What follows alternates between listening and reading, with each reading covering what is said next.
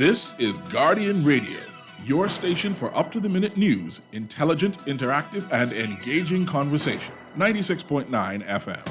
The views and opinions of the hosts and guests are their own and do not necessarily reflect the position of the management and staff of Guardian Network.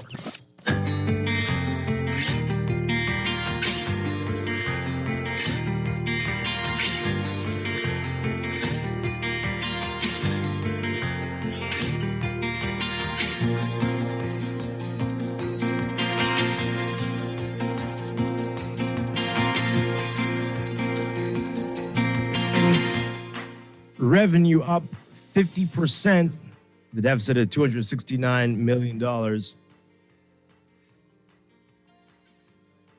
State Minister for Social Services suggesting that the government will criminalize marital rape. And it was supposed to happen 2 years ago, but what's the latest with Census 2020? We'll get all the details this morning. It's all straight ahead.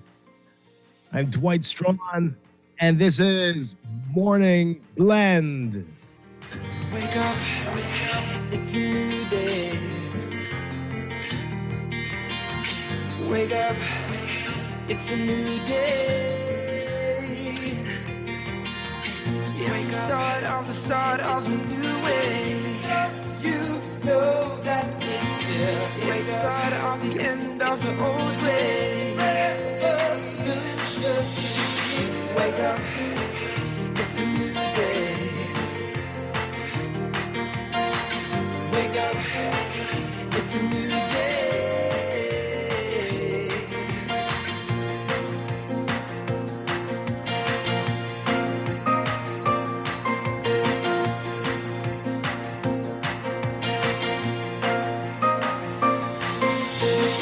Wake up, it's a new day. Is Friday, February 4th, 2022. This is Morning Blend on Guardian Radio 96.9. Again, I'm Dwight Strachan. In a moment, Stephen Hanna will be joining us. Later in Morning Blend Business, we continue with part 2 of our discussion on what's ailing Grand Bahama, what's really behind this and what really needs to be done, as even the Prime Minister says it's time to stop the talk and to act. We'll talk with Grand Bahamians, people living there, about this and the way forward. It's all straight ahead. But first, it's time for the overnight, the latest breaking news from while we're sleeping, and the top national and international headlines this morning. It's a new day.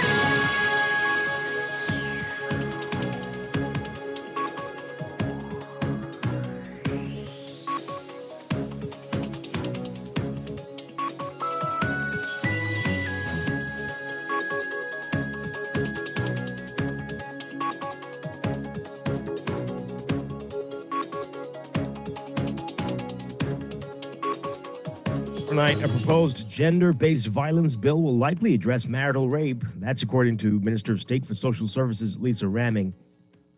Ramming telling reporters at the weekly Office of the Prime Minister press briefing yesterday that the legislation doesn't specifically say marital rape, but that it would be all-inclusive. She said, quote, "It includes everyone." You would see in Section 2, which addresses what is gender-based violence, and it tells you who is included, and everyone's included. Husbands, wives, boyfriends, girlfriends, everyone, it's all inclusive. When asked if the law would specifically allow a spouse to call on an allegation of marital rape or to act on an allegation, she said, quote, "Make a complaint." Ramming was unable to say what kind of penalties will be associated with such complaints. She was also unable to provide a timeline for the completion of the bill. The government's fiscal performance for the first 6 months of 2021-2022 showing considerable improvement, with a $465 million increase in revenue and a decrease in the fiscal deficit by $467 million compared to the same period in the previous fiscal year. During that press briefing yesterday, Economic Affairs Minister Michael Halkida said the performance is positive news, with revenue outpacing projections thanks to the rebounding tourism industry. Revenue for the first 6 months stood at $1.137 billion, up 50.6%, or $465.8 million compared to the $671.4 million collected this time last year. The deficit stood at $269 million, down 28.3%, or $467.2 million, compared to the same period in the previous fiscal year. Total expenditure, which stood at over $1 billion, declined by $1.4 million compared to the same period in the previous fiscal year. Halkidis is also saying that the government will use money from the Consolidated Fund to pay for the completion of the Andre Rogers National Baseball Stadium. He says that the Ministry of Works has come to the government and say they've needed more money to complete the stadium and that they will make the funds available. A woman says she's living in fear after court officials released her abusive ex-boyfriend by mistake. The terrified woman told Senior Magistrate Darren Roll Davis that Wardrick Burrows, who's supposed to be in prison, has been threatening her life. She said that she's so afraid that she had to change her address as she believed he would make good on his threats. Until the woman showed up in court, the magistrate was of the mistaken belief that Burrows was in custody. The 52-year-old Burrows appeared in 2 courts on January 26th in relation to multiple complaints made by the woman. He appeared before Roll Davis on 2 counts of unlawful entry. He was also charged with threats of death, threats of harm, and causing damage. He pleaded guilty to smashing the back windshield of the woman's Honda Fit on January 22nd, and Roll Davis fined him $500 or 1 month in prison. Now the magistrate remanded Burrows and adjourned the other counts against him to Monday, January 31st, but prosecutors say on October 20th of 2021, Burrows went to the woman's home and threatened to harm her. Then on December 6th, Burrows broke into the woman's home again, but this time he allegedly threatened to kill her. On January 22nd, Burrows smashed the back windshield of the car, causing $500 in damage. Burrows also pleaded guilty to possession of an unlicensed .45 caliber pistol and 6 rounds of ammunition. When he appeared before Magistrate Kendra Kelly, she remanded Burrows to prison and deferred his sentencing to January 31st because the prosecutor did not have a copy of Burrows' criminal record. However, he never went to prison due to a clerical error. The court was unaware of his release and kept sending orders to the prison for his attendance. And a passenger in a car has been jailed for having an illegal handgun. Police stopped the car that Miller Tellemore was traveling in when he and 3 others left a club off DeVoe Street. During the search, police found a black .45 caliber pistol with 6 rounds of 9mm ammunition under the driver's seat. As a result of the discovery, police arrested all 4 occupants. When they appeared before Chief Magistrate Joanne Ferguson Pratt, Tellemore owned up to the gun as he did at the police station. He was sitting behind the driver and admitted to putting the gun under the driver's seat. In sentencing, Ferguson Pratt said that she had sent a strong message that it was unacceptable to be in possession of an unlicensed firearm. He was sentenced to 18 months in prison plus a $3,500 fine. He will serve an additional 12 months in prison if the fine isn't paid. Over these turmoil in Peru's government boiling over this week as President Pedro Castillo overhauled his cabinet for a 3rd time in 6 months. And then it quickly emerged that his new prime minister has faced domestic violence claims, highlighting doubts about the political neophyte's ability to lead a nation. Castillo, a rural school teacher in the poor Andean district, was an underdog when he entered the race for presidency last year and initially campaigned on promises to nationalize Peru's crucial mining industry and rewrite the constitution to end the historical discrimination against indigenous people and vulnerable populations. He softened his rhetoric when he advanced to a runoff and shocked everyone when he came out victorious. Critics immediately warned about his non-existent political experience, just months into the job, which he assumed as the country suffered like few others from the coronavirus pandemic. Some of his decisions have validated the criticism. They've also highlighted Peru's long dysfunctional political system, in which no party holds a majority, and it's difficult to push through new programs or make changes. Castillo on Tuesday appointed a new prime minister and placed half of the 18-member cabinet, including the ministers of finance and foreign relations. And as Peru grapples with a big oil spill from a refinery off its Pacific coast, it raised questions by naming a geography teacher and a member of the president's party as Minister of the Environment. The changes came after the previous interior minister and prime minister resigned and accused Castillo of not acting swiftly against corruption, an endemic problem in Peru.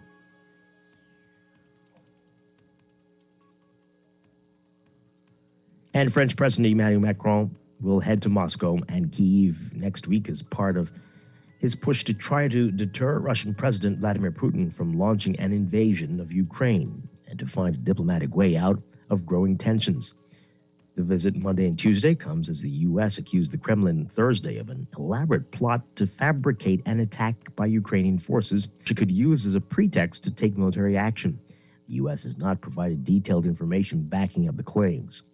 While France is a major player in NATO and is moving troops to Romania as part of the alliance's preparation for possible Russian action, Macron has also been actively pushing for dialogue with Putin and has spoken to him several times in recent weeks. The two will hold a one-on-one meeting Monday. Macron is following a French tradition of striking a separate path from the United States in geopolitics, as well as trying to make its own mark on the crisis and defend Europe's interests.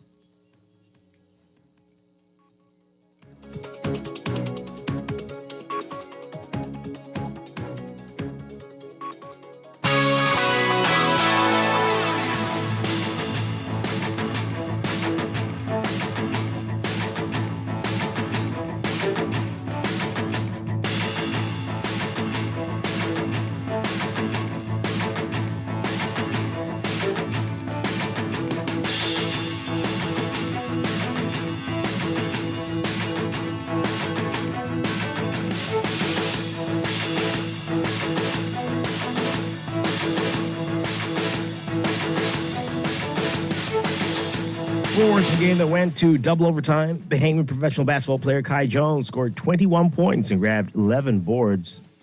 But it was not enough as his team, the Greensboro Swarm, fell 109-105 to the Delaware Bluecoats in the Chase Fieldhouse in Wilmington, Delaware.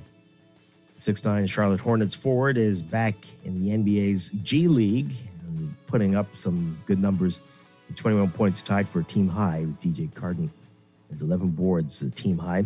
Jones is making use of the opportunity on the court as he finished the afternoon shooting 8 for 14 from the field. He showed his long-range ability as he connected on 3 of his 6 attempts from deep. Read more about it in today's Guardian Sports section. And the country where the coronavirus outbreak emerged 2 years ago, launching a lockdown Winter Olympics today, proudly projecting its might on the most global of stages, even as some Western governments mounted a diplomatic boycott over the way China treats its own people. Beijing becomes the first city to host both Winter and Summer Olympic Games.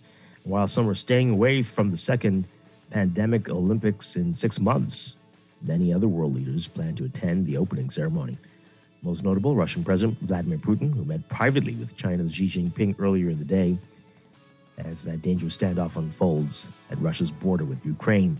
The Olympics and the opening ceremony are always an exercise in performance for the host nation, a chance to showcase its culture, define its place in the world, and flaunt its best side. That's something China has been consumed with for decades. But at this year's Beijing Games, a gulf between performance and reality will be jarring to many. For Beijing, they are a confirmation of its status as a world player. But for many outside China, many from the West, they are confirmation of the country's increasing authoritarian turn. That's sports, and that's the overnight. Time for your first look at weather.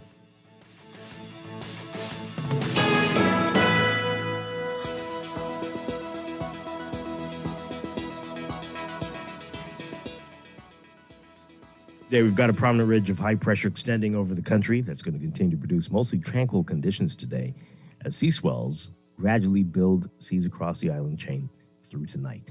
Beachgoers should exercise caution due to the risk of rip currents along eastern and Atlantic shorelines.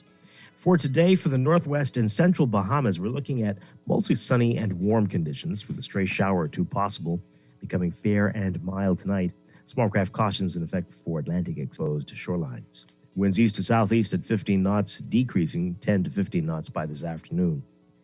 Seas 3 to 5 feet, but subsiding to 2 to 4 feet by this afternoon in sheltered areas, up to 7 feet in moderate easterly swells along Atlantic exposures. For the southeast Bahamas today, forecast calls for variably cloudy, warm, and breezy conditions with a few passing showers through tonight. Small craft caution is in effect. Small craft advisory will come into effect tonight due to swells. Winds easterly at 15 to 20 knots, seas 4 to 7 feet, but building to 6 to 9 feet in moderate to large northeasterly swells. It is getting warmer. We're looking at highs in the 80s today, around 81 Fahrenheit, 27 Celsius. Overnight lows getting down to about 66 Fahrenheit, 19 Celsius. Currently in Nassau, it is about 71 degrees under partly cloudy skies. That's your further this morning. We'll have your extended outlook coming up after traffic in just a bit.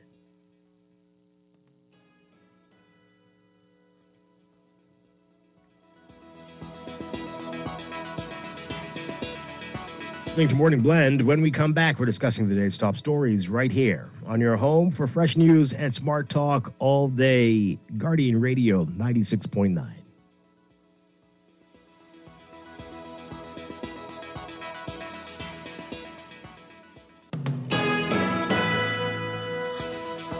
Whenever you want, wherever you are, for all your banking needs, we make it easy. CIBC, First Caribbean, we've got all your banking solutions. CIBC, First Caribbean. CIBC, First Caribbean. Tired of banks forcing you to use technology to bank the way they want you to? Your convenience is important.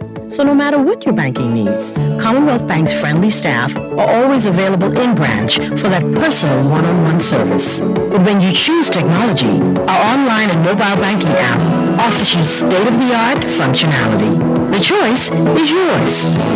Commonwealth Bank. Bank the way you want. This is Guardian Radio 96.9 FM. Fresh news, smart talk, all day. Wake up today. Wake up, it's a new day. It's the start of a new way. You know that it's the start of the end of the old way. Wake up, it's a new day. Wake up, it's a new day. Wake up, it's a new day. Wake up, it's a new day. Wake up, wake up. Wake up, it's a new day. Wake up, it's a new day. It's the start of a new way. You know that it's the start of the end of the old way. Wake up, it's a new day. Wake up, it's a new day.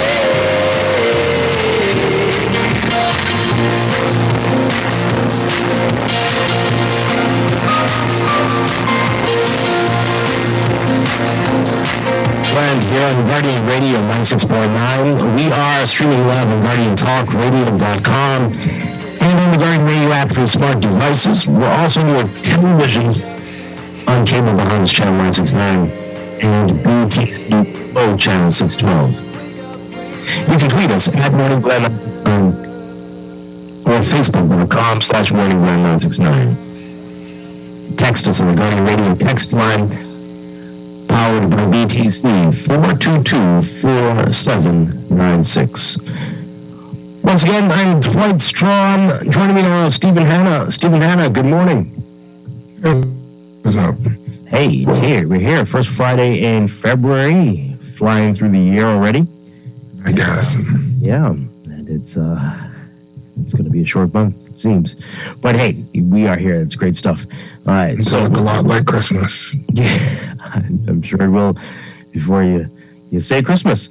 Yeah, but hey, we're going to give you the phone numbers to call in just a bit. And coming up this morning, we are going to give you more weather and traffic. And in our 7 o'clock hour, we're going to start a conversation about the census for 2020. Yes, 2020. We know why that didn't happen. But here we are, getting ready to do this. And what you need to know, all of that coming up this morning. Then later in Morning Blend Business, part 2 of our conversation on Grand Bahama. What's ailing Grand Bahama? And we've got some Grand Bahamians, people who live in Grand Bahama, talking with us this morning, their views on what's wrong and what needs to happen. That's coming up in business. But right now, it's time to talk about what's in the news.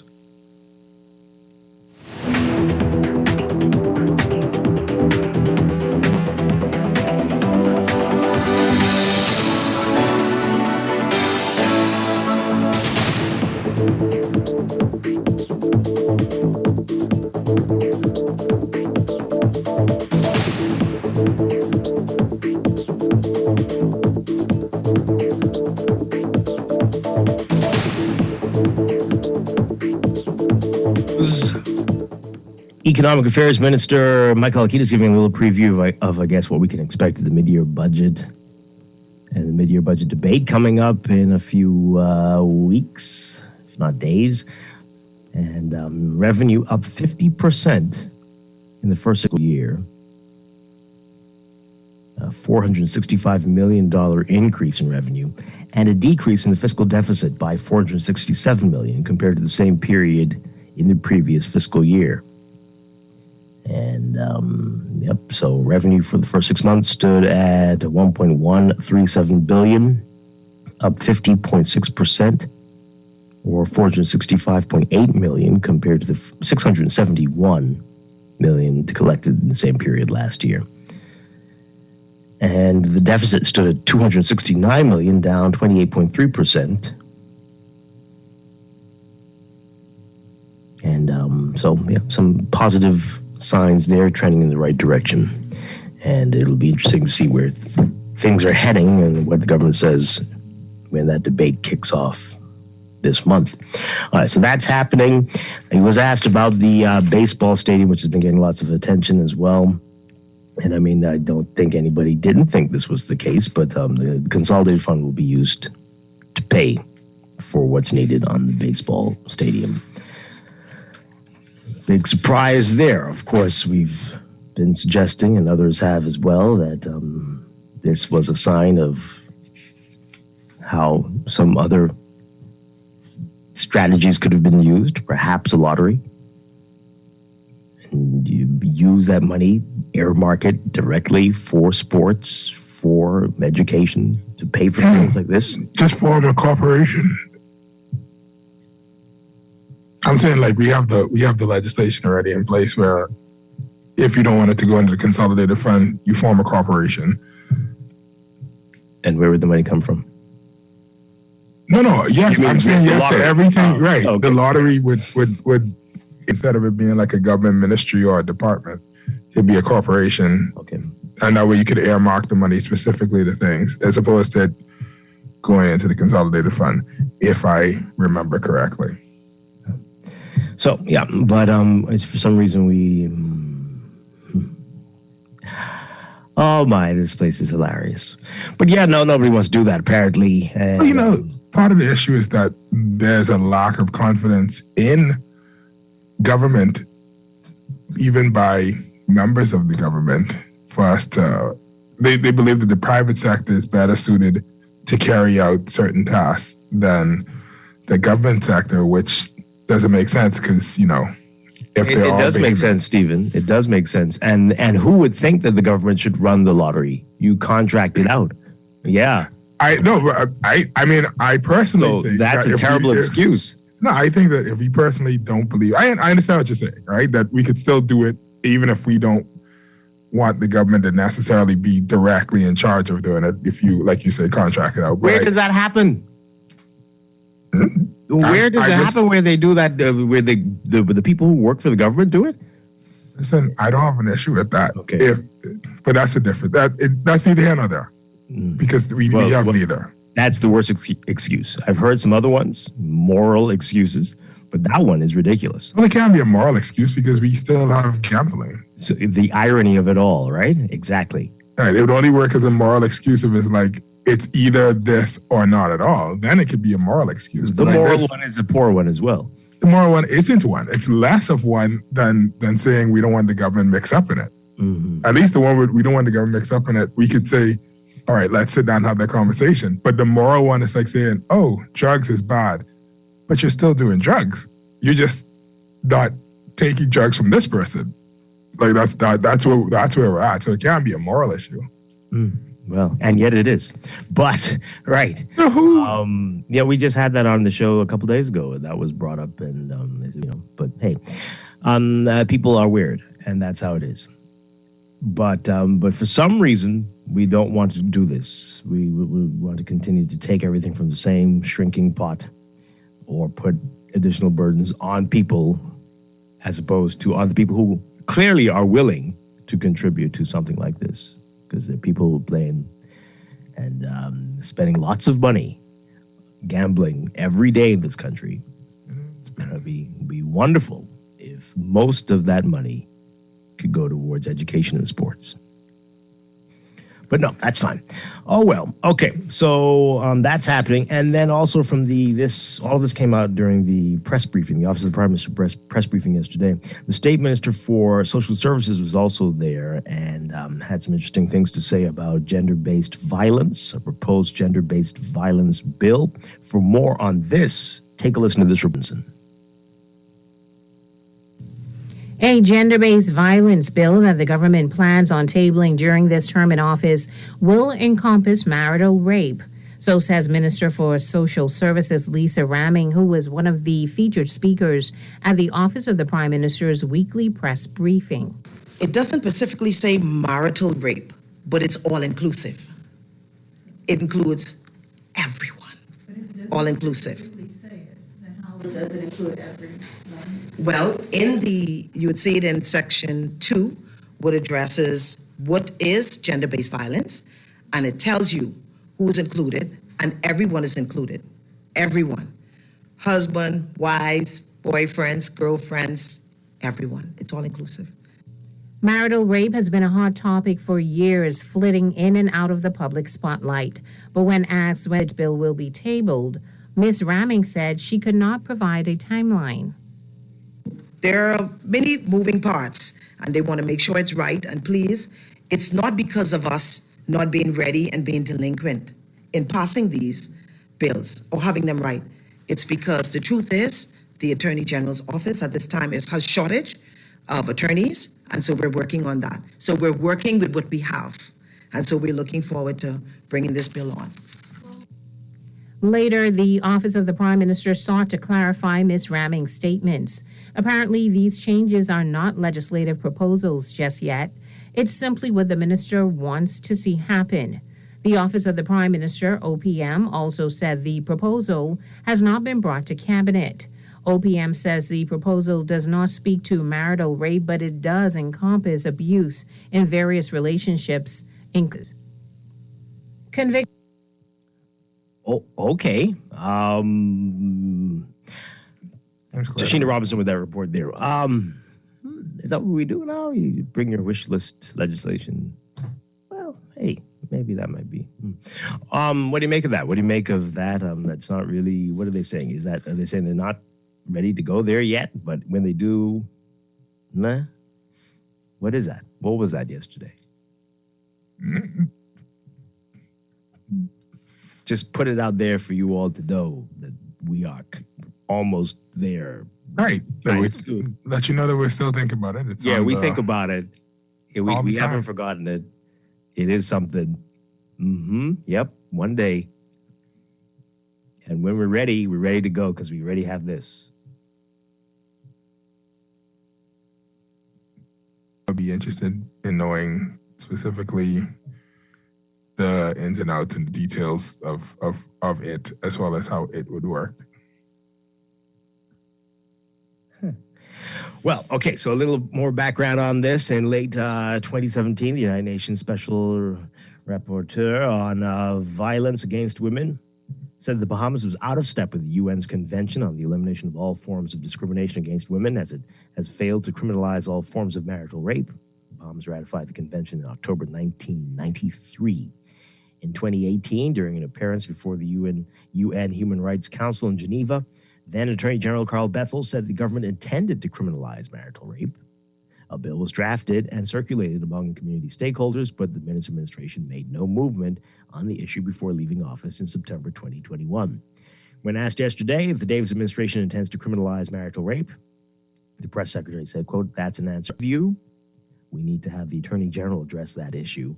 That's something I can't make a decision on. We've not heard anything towards that regard as yet, and so we're going to ask the Attorney General to address that for you and see whether there is something on the drawing board."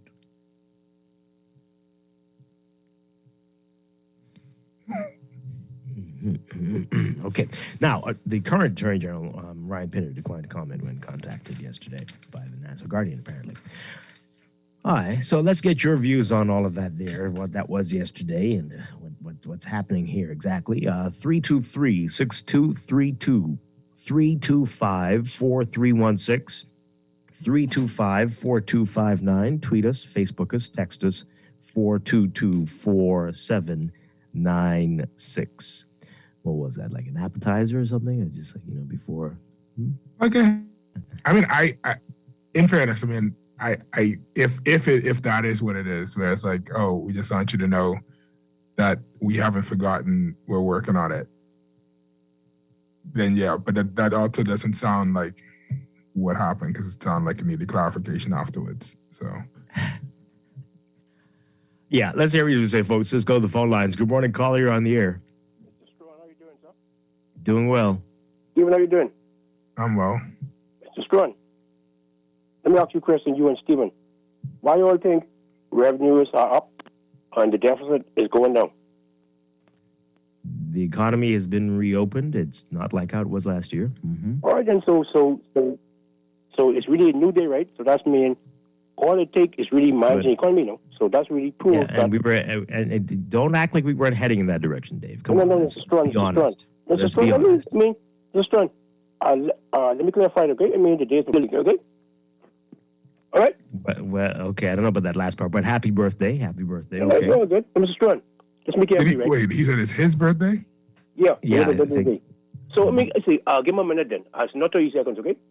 Mr. Strachan, now, see, you can't assume, right? Now, we all know the 800 cases we had, just as the last government, we would have been locked down. So I'm trying to say right now, it's a smart we all know what, sorry? No, I'm trying to say, you remember when we had the fourth wave of the Omicron virus, right? Remember, right? Uh-huh. I guarantee if the former government was in, we would have been locked down and no schools would open. We can't guarantee that. No, Mr. Strachan. We locked down. Mr. Strachan, we got locked down for 15 and 10 cases, okay? So I'm trying to say right now, at least give Mr. Davis a credit for opening the economy, right? That's why things flowing. So I mean, who's not giving him credit for that? Pardon me? Who's not giving him credit for that? No, Mr. Strachan. So all I'm trying to tell you, the reason why it's going down and revenues are up, because he opened up the economy, schools open, everybody making money, everybody wearing their masks and behaving. So that's what I'm trying to say. So well, that's part of the picture. A lot of the people in the hotel aren't working full time. Not working full time. We've got a long way to go, right? So that's part of it. Mr. Strachan, all I'm trying to say right now, Mr. Strachan, last thing, right? Listen, right? Yeah. The baseball stadium, like I say again, we're not open up right now. This is me. You remember when they brought the Popeyes Bowl over here, the World Relays? Remember the soccer pitch? All I'm trying to say, sports is the key now. You know right now that Dave, we've been talking about this for 3-4 days. We are all in agreement. Yeah, well, no, but all I'm trying to say, yes, but I mean, you don't need to repeat the things. No, but you said it's money. No, come on, you said it's money. No, we said that it doesn't need to come out of the consolidated fund. If we were sensible, we could have something purposely built for this. We can have the money directly earmarked for this type of stuff. Mr. Strachan, hello? Yes, sir. I mean, let's be careful. So, not you, but people saying the stadium right now was sitting there dormant for almost 4 or 5 years. So if they didn't do it now, what happened? All the millions of dollars go to waste. Until corporate Bahamas, all those rich people in life with key, fill a statement for us, okay? And stop crying about the number of guys, jealousy, okay? That's all it's jealousy. But who's doing that? What? Who is doing that? No, people who push this narrative about lottery and number guys. To tie in, all it is right now, people in this country. That's us. That's me and Dwight pushing No, it. no. We're not saying like at the detriment of the numbers man. No, We're saying that no, we should it's have a bigger than lottery. See? And even It's if I bigger was than saying that, I don't live life for key. No, I'm not a rich fat no. cat. I'm trying to say. I'm it's saying bigger that than there's one, an right? opportunity. One second. No, I'm trying to say. Dave, 1 second, Dave. Don't let me know. Okay. All right. If you're a part of the government, you know that the government needs revenue. The way the government gets revenue is you can tax things that people are already spending money on, right? The lottery would be a nice way to tax things people are willing to spend on this luxury, because gambling is not a need. That's a luxury. People are willing to spend on it. So that's an opportunity for the government to collect more revenue without taxing poor people, right? Nobody here in this conversation, to the best of my knowledge, is a millionaire. Not me, not you, and not Dwight. So I don't. So 1 second, Dave. So I would ask you to not accuse us of stuff because you are defending millionaires. No. Now you may go ahead. Go ahead. Stephen, I never accuse you not right, because I know. But we were saying the things that you were criticizing. So we are saying that, not directly about the numbers, man. We're not talking about them at all. You know what's funny right now? Right? When they had the referendum, the lottery was on the ballot. That failed. No, just be careful now. No, we all know. We were there. And it failed less. It failed less than what actually came to be. No, hold on, Mr. Strachan. Let's be real right now. You realize right now, see, not you. Everybody picking indirectly. Why you keep defending that? No, hold on. How much people you defending this morning? Hey, and you defend this me. You know, under the last government, you have big corporations country. They try tax a number of guys over 20%, and they have people in this country. Pardon me? Yes, I'm aware.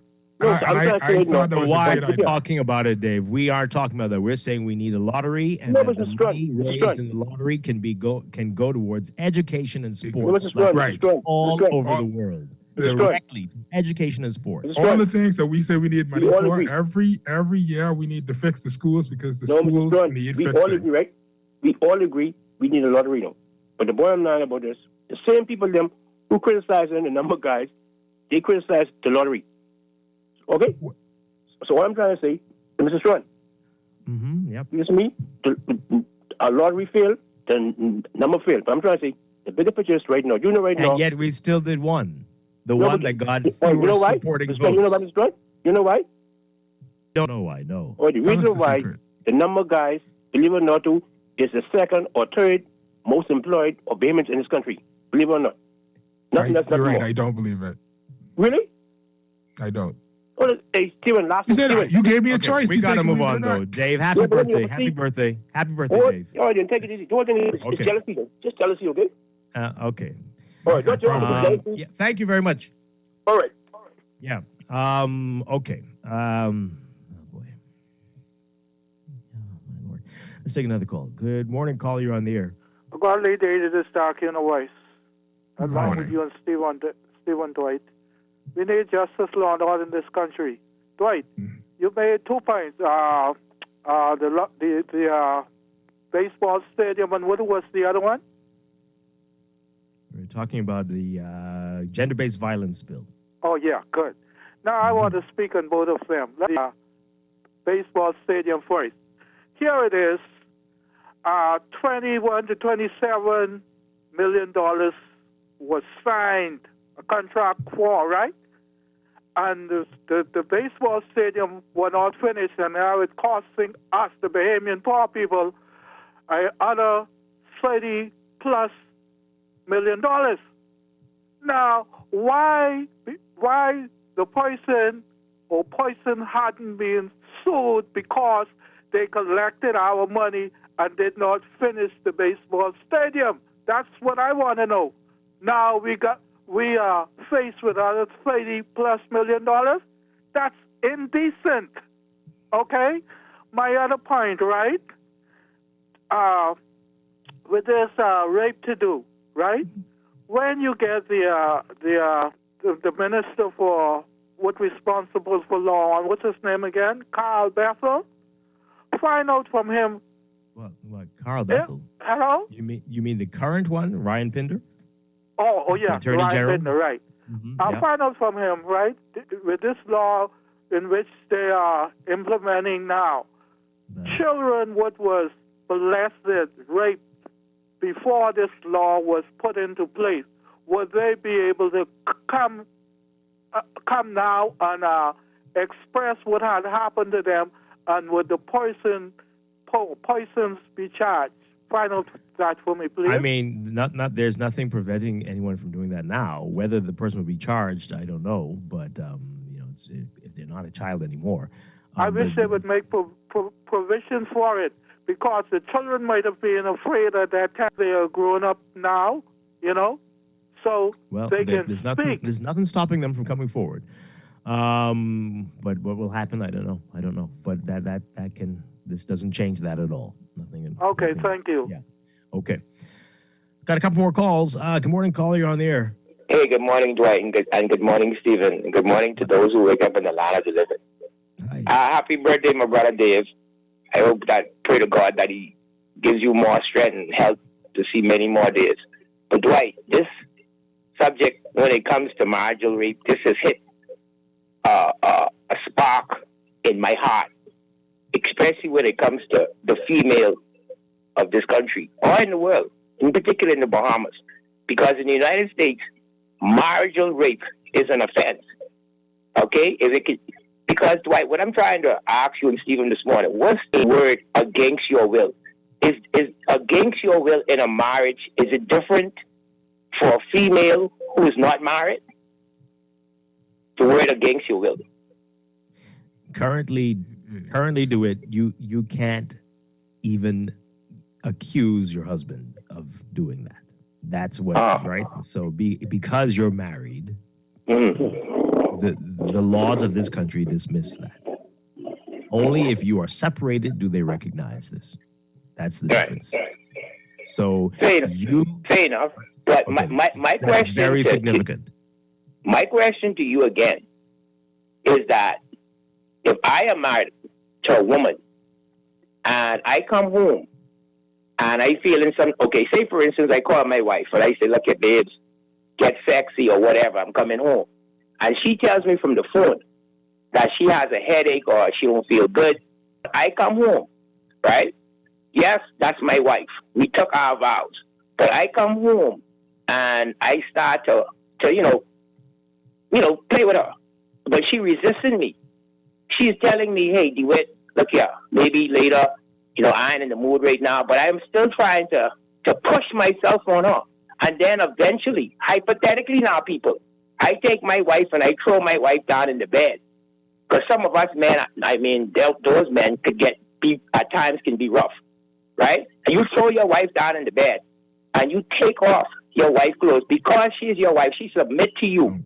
But still, she's telling you no. So all I'm asking everyone in this country, when do we define the word against someone's will? If you're married, does that mean the word against your will as a female go out the door when it comes to your intimacy with your husband? Or when you're not married, it stands. That's all I'm trying to find out. I talked to Vaughn about it. Then I went further. I talked to a pastor.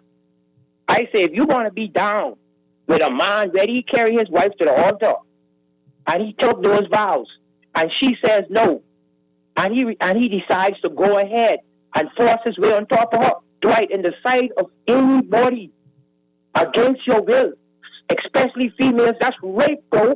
If you could define it different for me, you are any lawyer, QC or VC or AG or minister, that person has a mental problem. They need help. Yeah. Okay?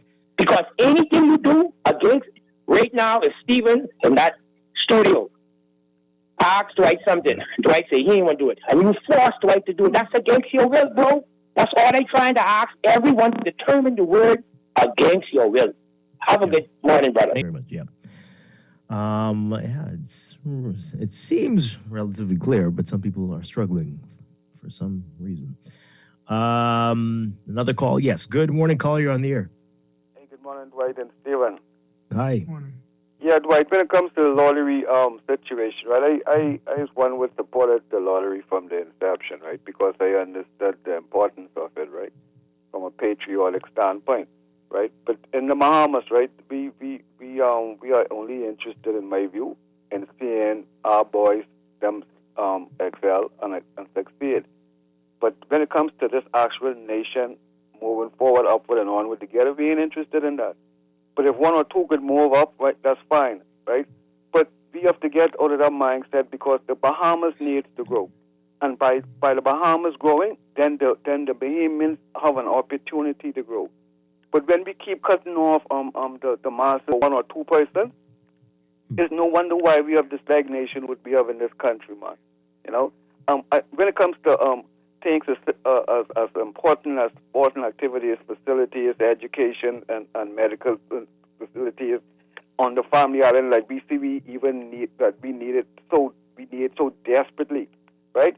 We can't rely on this old way of thinking where our governments believe that the consolidation fund is ever, it never ends when it comes to the revenue that and then we have to borrow money to keep throwing down inside this fund.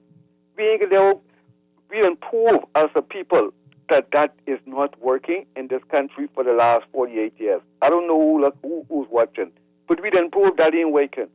And to see these antiquated status quo managers still continuing down the same road, talking mess, but with this consolidated fund, man, it's ludicrous because we need people to start to elevate. Yeah, I'm not knocking the number boys. The number boys, I mean, they was given an opportunity. But when the Bahamas is going to be given an opportunity, man, when the Bahamian people are going to be given an opportunity, right? And only one question I have with the marital rape, right? One question, right? After this bill is passed, would it cause marriages to increase, or would it cause it to decrease? You guys have a nice day. Well, I mean, what do you think before you go? I mean, do you think that will have any impact on it at all? I mean, do you think that people will be, oh boy, just in case I better not get married because I don't know, I'm truly a predator? Why would that make a difference? Our society is such a broken, backwards place that honestly, at this point, you don't really get married. Just say you have a commitment issue, because yes, people will say, oh, this, but then people already say that. Like, if you open up the conversation to that, people be like, oh, the woman is take all your money. Then they divorce you, they take half. I was like, do they? I didn't know divorce is so simple in the Bahamas, but okay. Like, you don't go down the road, Dwight. People don't need an excuse to be dumb. They can continue on. That would be hilarious, actually. Really? Because they have marital rape laws, marriage decline? If that's the case, then don't get married, because clearly you're a rapist. And you like, oh, well, then let me remove yourself from the situation. Well, I think that's a great question for people out on dates, especially with Valentine's Day coming up. You know, you're not married yet. Say, hey, if they passed a marital rape law, would you want to get married? And if they say, oh, hell no, well, then you know to run like the wind from that person. All right. What? That's the question you have to ask. Good Lord. There's a million other Seriously? questions. I mean, like before you go on a date, like that should be established. Like we should be on How the many same children page. you want? How do you feel about marital rape? And I don't know. Well, you know what? That's what Twitter's for. Go on Twitter and see what the person says. I need to put something special in my tea today. Wow. Really? Okay. 323-6232. 325-4316. 325-4259. Tweet us. Facebook us. Text us. 422-4796. Okay. We got lots of text messages. We'll get to those calls in just a second. All over the place here. Well, this, I guess they're saying, I don't want to call these names, but they're saying Minister Ramming said the bill was drafted, and she did name some people in the Attorney General's office. So let's appreciate that. Okay, sure. Hurricane season is months away, and there are no provisions for these types of occurrences in the finance strategy beyond borrowing. Another one here. We need to be honest about these marital rape laws. They were introduced to protect women in countries where they are seen as property. So you mean like the Bahamas? I have a question. Is it impossible to give consent if you're drunk? So if a husband and wife go out drinking and have relations, is that rape? Philosophical question. I mean, that's just like really, I don't know. Ah, boy. If a person can't give consent, then see, and that's the thing. Things aren't black and white. That's really crazy. I mean, who's gonna? No, because things aren't black and white, and so things would also require like when do you give consent? Because if the purpose, but that's really extreme. Why it's would not you extreme. type It's that? not extreme, but it is a bit. It's not pedantic, but it's like this person is clearly trying to muddy the water with Extremely. some pseudo philosophical question. When the truth is, if you and your wife decide we're going to get bussed up to have a wild, passionate night, all right? Then clearly they get bussed up and then have a wild, passionate night. But I'm saying not two. Consent has already been formed at that point. At least it's assumed.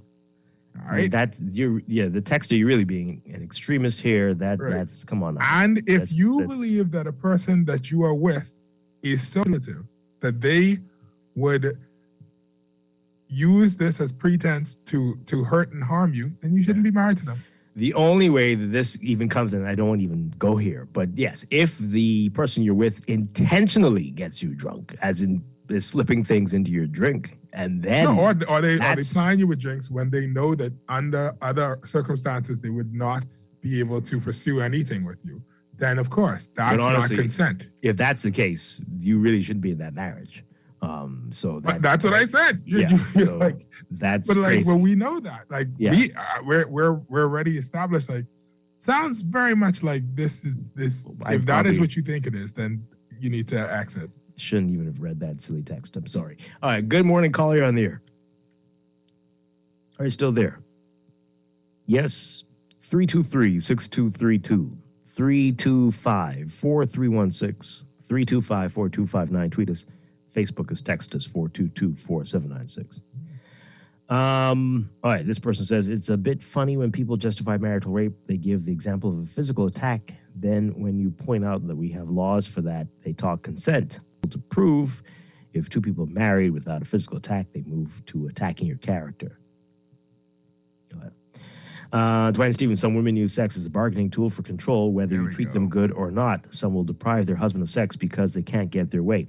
Yeah, so you two need to get out of that marriage. Right. So get out counseling of there. Or leave. That, right? Yes. Because that's once again, if the person is so evil and so manipulative that X, Y, and Z is happening, and you're like, oh, but this is happening and you guys don't understand. Okay, it really sounds like you need to vacate. Or you're being mentally tortured. Get out of there. You can't just sit there and not do anything. If you're not going to go get counseling to work this out, to fix it, then you should probably leave. As opposed to sitting down and just trying to navigate the traps and the trickeries of women. Yeah, it's kind of ludicrous. And especially, it's not to say that there are not evil people of both genders. But when somebody is talking about child abuse, now is not the time to be, oh, this child was molested, but some children ruined. That's the wrong time to bring that up. This is not the conversation to bring that up in. And we're talking about rape, and you're like, but some women evil. Wrong time. It's the same way where if it's International Women's Day, don't call about when is International Men's Day. It's in November. You never celebrate it. Don't call it now. It's the wrong time. Like let's protocol having been established. Let's do that. Let's follow protocol. You know, it was only a matter of time before we got onto you don't understand. Some women are evil because they won't let me do things to them. Oh boy. 323-6232. 325-4316. 325-4259. Tweet us, Facebook us, text us 422-4796. All right. Is that another call? Hello. Yes. Hi, good morning. You're on the air. Good morning to everybody. Hi. Good morning. Yeah, it's interesting as we have this continued discussion about marital rape over the last, I think it's what, almost 10 years now or more. It's ludicrous to think that because a person gets married, that they have immunity to certain crimes. I mean, rape is rape. I think the marital rape or that prefix makes no sense. Rape is rape, whether you're in a marriage, out of a marriage, whether you're in Auckland, whether you're in Grand Bahama, whether you're in wherever you are in the world, rape is rape. So this making the situation so complex, I think is so unjust to females, anyone. I mean, males and females. But it's so unfair. It is just ludicrous that we have been debating this for so long, and at the same time, it's still going on. I mean, we're not even thinking about the fact that it isn't as if, a rapist, and I'm saying a rapist, husband, whoever that person is, boyfriend, whatever, as if a rapist is now putting his rape on hold so that we can figure out what we're going to do. It's ludicrous. It's ludicrous. Yeah. So I think that we are very so laid back and get caught up in these unnecessary details. Rape is rape. There's rape on the books. So if you rape somebody, wherever you are in the Commonwealth of the Bahamas, situation you're in, whether you're a foreigner, a resident, a citizen, if you're a tourist visiting, rape is rape. Clear, cut, clean, finish. Let the law deal with them. All right. Well, right, and I think the only thing is that we all need to be on the same page as to what is rape. Because even though the law is clear, it's just this. I don't know if it's politicizing, making it overly religious, but the law is clear what rape is. Rape is on the books, is on the statute books, so we're clear. We're just muddying the water for whatever reason. I think some people are also afraid of them realizing that they themselves might be guilty of it. It's just that the person doesn't. I agree. I think that's a part of it. That some people believe that they own and they are dominating and they use the Bible, because I've been listening to the discussion, and it comes a lot from the religious community, right? That where a man's authority over, and they fit a part to the scripture that speaks to the fact that this is a mutually beneficial relationship, and the husband must respect the wife, just like the wife must respect the husband. For whatever reason, we omit that part, and we want to be the dominating part, right? So I think, like I said, that particular component, it's unfortunate that we are continuously debating this. Administration after administration, nobody wants to take the bull by the proverbial horns and deal with the matter in front of us. My other point is, of course, speaking to this whole stadium thing, but not so much the stadium, but the whole idea of lottery versus buying numbers. And clearly, in my opinion, maybe it's not clear to everybody else, but in my opinion, a lottery has the potential to empower too many behaviors. A lottery, hello? Yeah, and we don't want that. Right, and make them independent. But buying numbers, that keeps you coming back to me for the fish. That keeps you addicted, that keeps you on a string, that keeps you controlled. I can throw a big party every end of year at the sports center. I'm not calling any names, but let it fall where it falls, right? And everybody has a while of a good time. But a lottery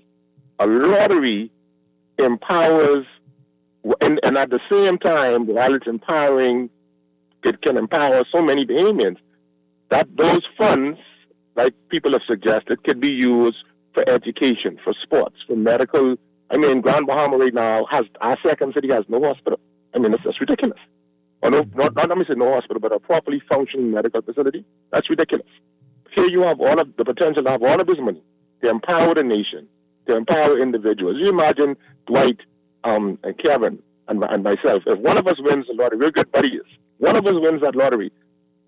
Certainly, your friends are going to get that trickle down effect. Yeah, your family's going to get that trickle down effect. Because what am I going to do with 60 million or whatever that purse could be? No, but that's going to be a trickle down effect. But if that happens, then everybody, it's the potential for empowerment is there. So that's it's my much more opinion. likely. Yes. Absolutely. Yeah.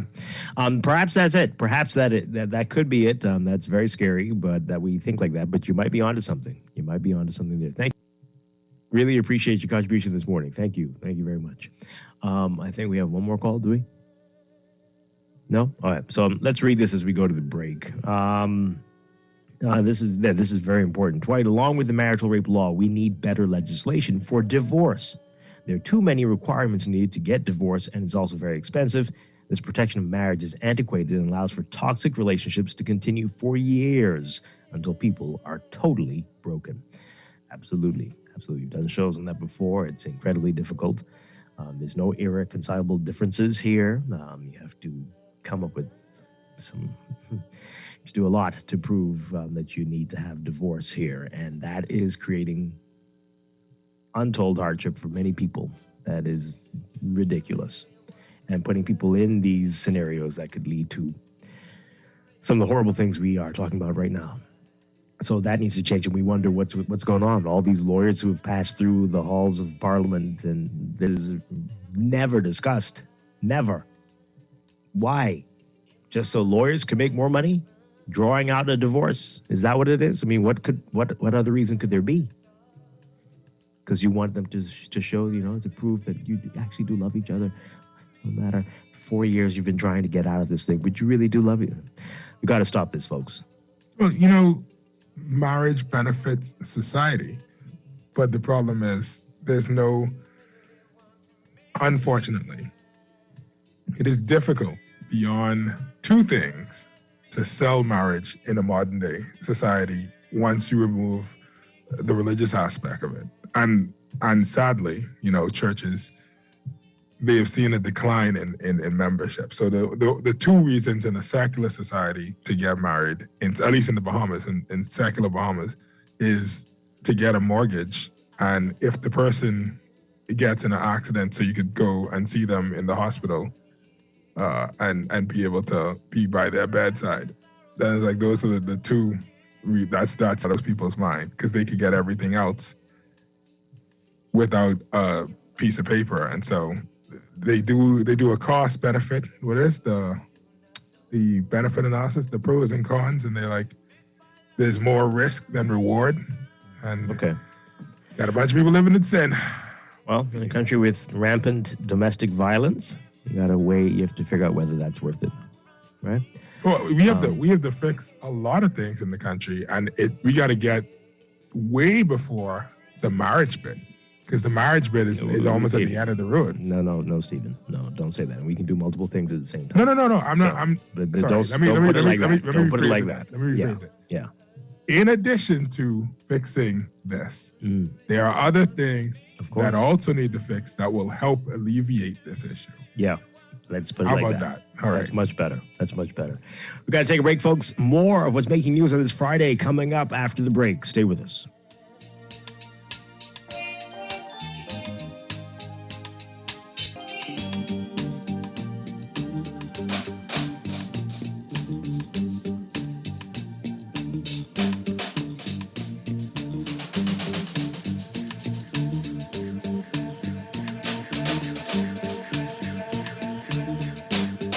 This is Guardian Radio, 96.9 FM, Nassau, Bahamas. This is AP News. I'm Rita Foley. That fierce winter snowstorm that's been barreling across the nation will head out to sea late today and tomorrow, says the Weather Service. But it's already knocked out power to hundreds of thousands from Texas to Ohio and canceled thousands of airline flights across the nation. Eric Parrish got to the airport in Cleveland only to find out his flight to Las Vegas had been canceled because of the bad weather. Slippery, icy. Actually, a car in front of us actually kind of sped out a little bit. He talked to WEWS-TV in Cleveland. The storm's expected to leave Pennsylvania and New England glazed in ice and smothered in snow. They may have a foot of snow in parts of New York and New England before this storm moves out to sea. The U.S. government is boycotting the opening ceremony at the Beijing Winter Olympics this morning, but most U.S. athletes are not. The AP's Jackie Quinn. About 80% of the U.S. team's athletes signed up for today's opening ceremony at the Beijing Olympics. dimming any notion that they would skip the celebration in a show of protest. The U.S. Olympic and Paralympic Committee says 123 athletes wanted to go to the ceremony at the Bird's Nest. Not a single athlete who qualified chose not to come, leaving the political statements to the U.S. government, which will not send dignitaries to the Games. In Washington, House Speaker Nancy Pelosi decried China's human rights record, but says athletes should focus on their sports instead of speaking out. A man convicted of murder for his role in the death of Ahmaud Arbery, a black man in Georgia, now plans to stand trial on federal hate crime charges. An attorney for Greg McMichael now says in a legal filing that McMichael has backed down from plans to plead guilty in the federal case. His son, Travis, is scheduled to appear in federal court this morning. This is AP News.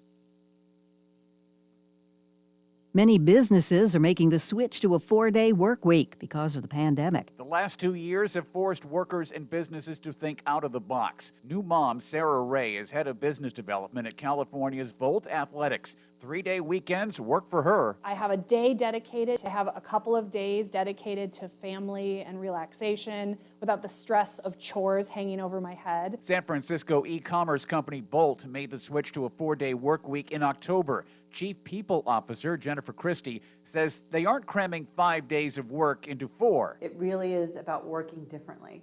So how can we focus on the most important things, and how can we cut out things that are taking up time that just waste our energy? To encourage 4-day work weeks, a California Congressman Mark Takano has proposed a new labor law that would require overtime pay to kick in after 32 hours a week. I'm Ed Donahue. And I'm Rita Foley, AP News.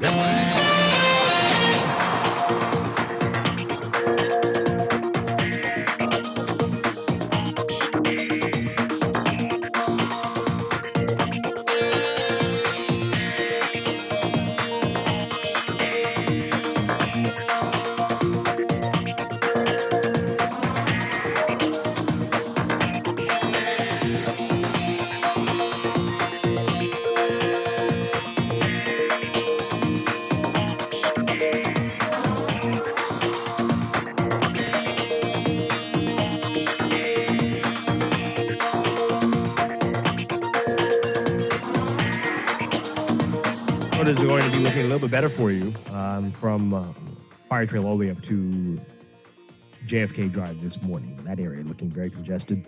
Elsewhere, Blue Hill Road from south of St. Vincent all the way up to the Independence Drive roundabout, especially north of Soldier Road. You'll be seeing that there and near the junction with Carmichael Road. Elsewhere, we've got building traffic along various spots on Carmichael. In eastern New Providence, we're seeing Eastern Road, heavy traffic just west of Fox Hill Road up to Johnson Road, and pockets along Prince Charles Drive at the major intersections. Those are hot spots for now. We'll have another real-time report for you after the 8 o'clock news. That's your Morning Blend Traffic Alert brought to you by RBC Royal Bank, Banking Reimagined.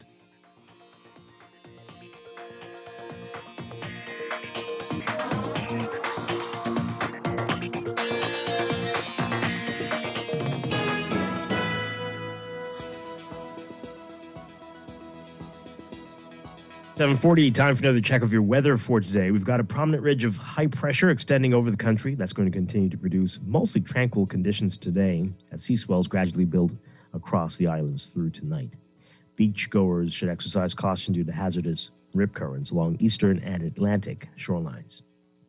For today, your forecast calls for mostly sunny and warm conditions in the northwest and central Bahamas. Stray showers possible, becoming fair and mild tonight. Small craft caution for boaters for Atlantic exposed shorelines.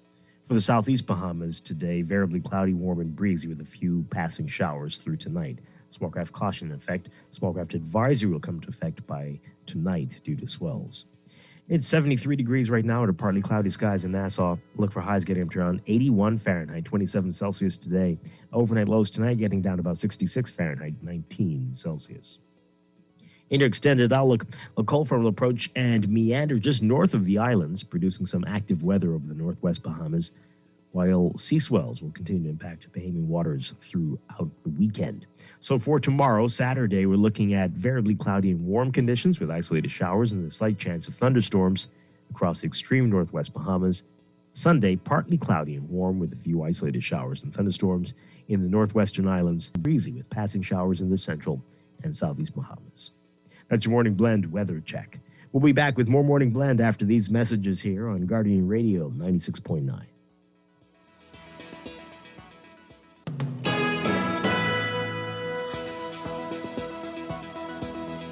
I have to take a business trip, and I want John to keep things running while I'm away. How can I ensure he keeps within budget? Maybe I need to get him a camera to record everything he does 24/7. Maybe not. Instead, get RBC Credit Share, the RBC credit card feature that allows you to easily and safely share funds with employees for free, and you set the spending limit, so you're always in control. Find out more at rbc.com/Caribbean/credit share. Special conditions apply. Whenever you want, wherever you are, for all your banking needs, we make it easy.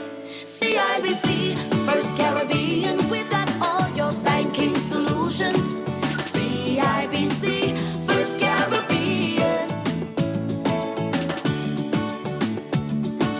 CIBC, First Caribbean.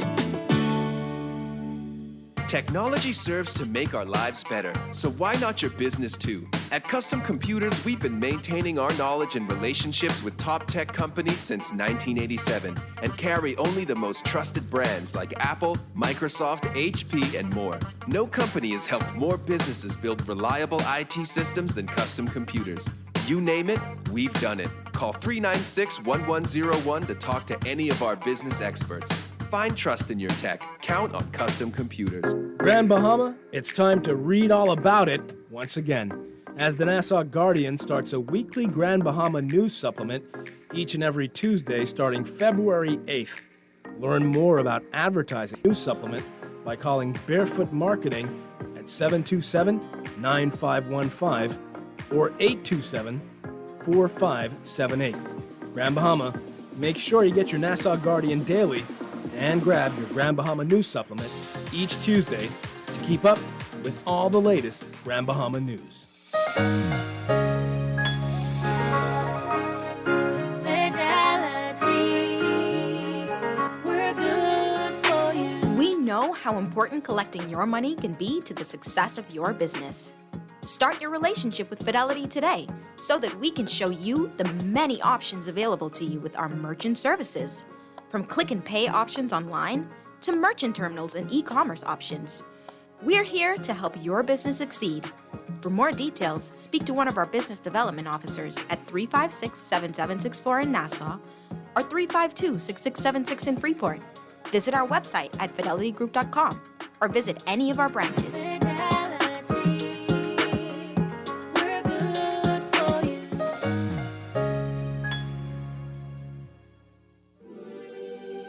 Give me time, eyes my cries. Let me love and steal.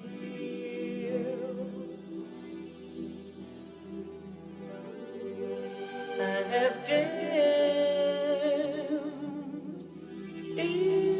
inside your eyes. How can I be real?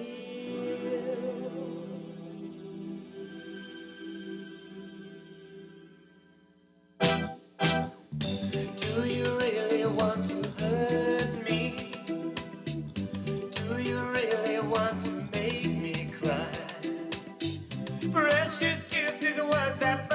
Good Morning Blend on Guardian Radio 96.9. Dwight Strachan along with Stephen Hanna. Coming up in a few minutes, we're going to be talking about Census 2020. Yes, it's a couple years delayed, but we're going to get into it this morning. All the details, all you need to know in just a few minutes. Just want to quickly mention, we've been talking about marital rape and gender-based violence, but just the domestic abuse situations in this country and how many people are living in fear.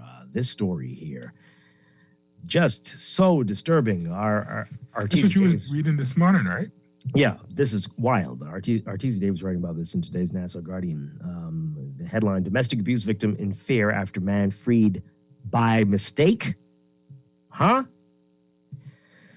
A woman says she's living in fear after court officials released her abusive ex-boyfriend. Woman told Senior Magistrate Darren Roll Davis that Warwick Burroughs, who's supposed to be in prison, has been threatening her life. She said that she's so afraid that she had to change her address as she believed that he would make good on his threat. Until the woman showed up in a court, the magistrate was of the mistaken belief that Burroughs was in custody. The 52-year-old Burroughs appeared in 2 courts on January 26th in relation to multiple complaints made by the woman. He appeared before Roll Davis on 2 counts of unlawful entry. He was also charged with threats of death, threats of harm, and causing damage. He pleaded guilty to smashing the back windshield of her Honda Fit on January 22nd, and he was fined $500 or 1 month in prison. The magistrate remanded Burroughs and adjourned the other counts against him to Monday, January 31st. Prosecutors say that on October 20th last year, Burroughs went to the woman's home and threatened to harm her. Then on December 6th, he broke into her home again, but this time allegedly threatened to kill her. On January 22nd, Burroughs smashed the back windshield of the car and damage. Burroughs also pleaded guilty to possession of an unlicensed firearm, a .45 caliber pistol, and 6 rounds of ammunition when he appeared before Magistrate Kendra Kelly. She remanded Burroughs to prison and deferred his sentencing to January 31st because the prosecutor did not have a copy of Burroughs' criminal record. However, Burroughs never went to prison due to a clerical error. The court was unaware of his release and kept sending orders to the prison for his attendance. How in God's name? How does that happen? Sorry, how is no one being fired for this? Because it's like a clerical error that results inside somebody being harassed and their life threatened. Like, how is that? Oh, well, mistakes are made. No, technically you lied because you said that the guy was in attendance when he was not. Well, I mean, I don't know about that part, but no, but I'm saying here's the thing: yeah. There are so many balls being dropped on this game that it's like, and no one is going to face any repercussions because of it. This woman had to go there and beg and say, "Hey, please, somebody stop this crazy person from killing me." Mm-hmm. And it's just like, oh, sorry, oh no. When we said that he was here all this time, he wasn't. And clerical honestly, error. There's an error, all right. As a country, we are failing, and it'd be one thing, but we want to fail in every direction possible. And that is a real problem because either we are going to get people the mental health help that they need, or we need to treat them since we decide everybody ain't nobody crazy. Everybody just, out here wilding, doing stuff on their own free volition, that we need to treat them like criminals. But right now we're not doing either. We're just allowing everybody who is trying to live a normal, straightforward life be harassed and persecuted. And it's like, this guy clearly needs somebody to take him away and do something with him. But yeah, this is very disturbing, folks. And it happens far too often. And right. Nobody ever. A month from now, that would have been a very different story we'd be reading. And we'd say, oh, we need to do something about gender-based violence again. As opposed to, you guys realize you're dropping the ball because and no one is going to take responsibility for this. And despite all the cries from the public that we need to get more serious with gun violence and gun issues, gun laws, we still see these little baby is the best way to put it, baby sentences for gun possession. This other story, man gets 18 months for gun possession. And that annoys me. That annoys me on a completely different level, because the message in that is, if you have enough money, then it doesn't matter. Is it a crime to have possession of a gun without a license and without a license, it's a crime, right? You shouldn't pay $3,000 and get out of jail a year early. If the punishment for the crime is to go to jail for a year, then go to jail for a year. It shouldn't be a fine or this, because at the end of the day, what that really means is it's only illegal for poor people. Well, I mean, he was sentenced to 18 months in prison plus a $3,500 fine. Yeah, but that means that I'm going to get out earlier if I have an extra $3,000 laying around. Well, and that presents a whole different problem. So it's like, is it 12 months extra if he doesn't pay the fine, right? If the punishment is going to jail, go to jail. It cannot be you pay your way out of jail, because then it isn't fair for people who poor, right? It's really, not going to say that. It is less painful for a person who is rich. Let's say it like that then. Right. Well, right? Okay. And that is a problem because. Well, I mean, if you're sitting on trees, you could pick one. You got to buy it. Okay. They're not buying guns. Rent? They're renting and leasing guns. Okay. Renting. Well, okay. Well, yeah, sure. That's disturbing. But in any event, I'm not in defense of the person with the gun. I'm saying throw them all underneath the prison. But let's remove this idea where some crimes you could pay your way out of prison with it. Is the punishment, because since we don't want to restore order in this country, since we don't want to make the country better, then it's all about punishment. That's what everybody has agreed to, right? That is the social contract we've agreed to, apparently. Since it's all about punishment, then let the punishment be the same from the top to the bottom. If the governor general do it, he go into jail. If Stephen do it, he go into jail. It cannot be, if either of us do it, whoever could pay this fine doesn't go to jail. Because what is $1,000 to one person is $1 million to the next person, and not everybody have $1 million.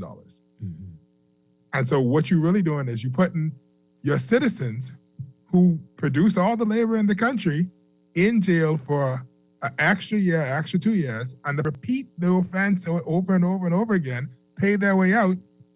And sometimes we'll see them later on, because a couple of these cases where man attacks woman or man shoots woman or man running about, this ain't the first time they had a gun. They was out on bail. They supposed to be in jail, all sorts of things, but they have the resources to do whatever it is to get back. So we have to make it fair across the board. Yeah, if this is the punishment, and if we've agreed we are not trying to rehabilitate anybody, we ain't trying to rehabilitate nobody who have mental health issues, we ain't trying to rehabilitate nobody who fell between the cracks in high school and ended up in a bad car. We're not trying to rehabilitate nobody. Everybody getting punished this go around, then let it be fair. Yeah. Wow. Just so disturbing. Very, very disturbing. Let's read a couple messages before we take our break here. This goes back to what we were talking about earlier. Oh, boy. The only people blocking marital rape is the Christian Council, a bunch of old men using God to further their agenda. Read by text. I paid for it. Well, that's not how it works. Text or read my text. I paid for it. No, I'm not going to read it if it's ridiculous. But that one, okay. Anyway, we always borrow laws from America. Why not this one on marital rape? Or the right ones. Well, and that's an oversimplification of stuff. Yes, quite. Because I promise you that America has states in America that have more arcane backwards laws than us. Hard to believe, but yes, very true. I'm just saying. Mm-hmm. Another one says the deficit is going down because of policies that the former administration implemented. We were trending in that direction before Dorian and COVID. So far, this dark day government haven't brought forth a tangible policy since elected. And then something about a previous caller. Okay. This one says here, our divorce laws need to change as well. Yes, we just read that one. The only reasons they allow divorce is abuse and cheating. I think you should be able to get a divorce if you just don't see a future with your spouse. Quite frankly, the system contributes to some of society's ills, i.e. mental and physical abuse, because the laws make things so difficult. It's quite possible.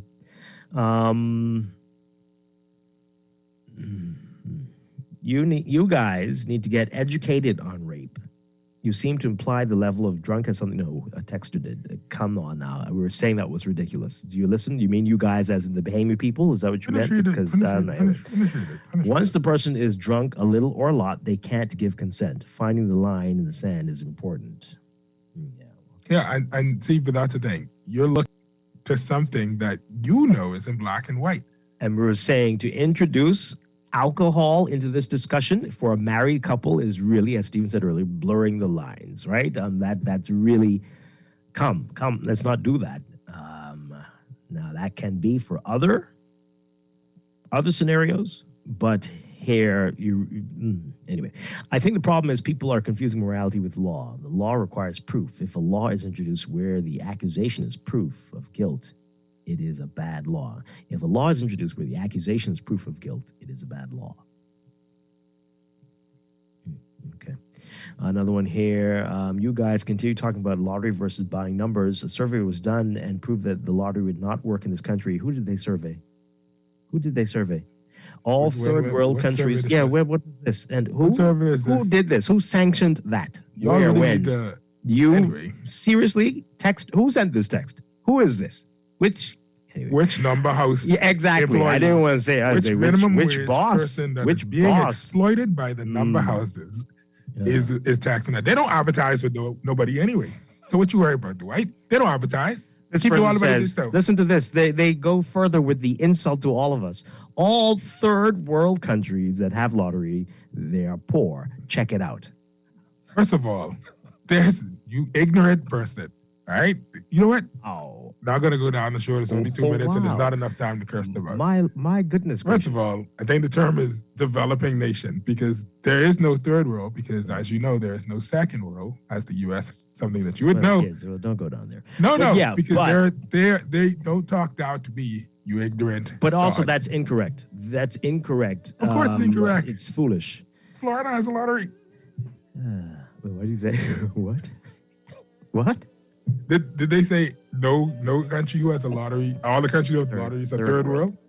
No, they okay. Third world. The third world countries lotteries don't work. Did you say Florida has one? Oh, sorry, my bad. I think you might be. Yeah. Take it back. You might be right with that. See, Florida has one. It's working. It's working just fine. You're wrong. Okay, let's take a break. When we come back, we're talking census. Stay with us. This is Morning Blend on Guardian Radio 96.9.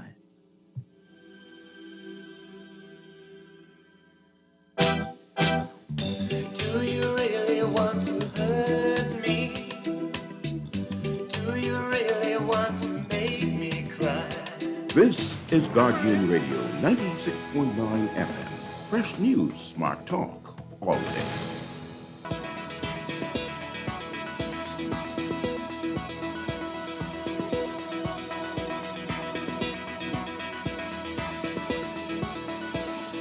Streaming live on GuardianTalkRadio.com and on the Guardian Radio app for smart devices. We're also on your televisions on Cable Bahamas Channel 969 and BTC Flow Channel 612. You can tweet us at MorningBlend969 or Facebook.com/MorningBlend969.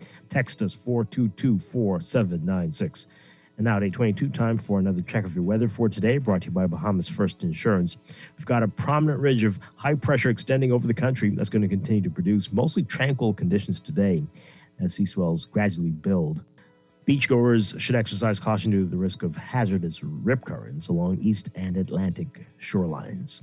For today, for the northwest and central Bahamas, mostly sunny and warm with a stray shower or two possible, becoming fair and mild tonight. For the southeast Bahamas, variably cloudy, warm and breezy with a few passing showers through tonight. For boaters in the northwest and central Bahamas, small craft cautions in effect, especially for Atlantic exposed shorelines. For the southeast Bahamas, caution in effect, but small craft advisory will come into effect due to swells. Temperature-wise today, we're looking at highs getting up to around 81 Fahrenheit, 27 Celsius. Overnight lows tonight getting down to 66 Fahrenheit, 19 Celsius. In your extended outlook, a cold front will approach and meander just north of the islands, producing some active weather over the northwest Bahamas. Sea swells will continue to impact Bahamian waters throughout the weekend. So for tomorrow, Saturday, we're looking at variably cloudy and warm conditions with isolated showers and a slight chance of thunderstorms across the extreme northwest Bahamas. Sunday, partly cloudy and warm with isolated showers and thunderstorms in the northwest Bahamas. Partly sunny and breezy with passing showers in the central and southeastern islands. That's your morning blend weather check. Brought to you by Bahamas First Insurance. What's first for you comes first for us.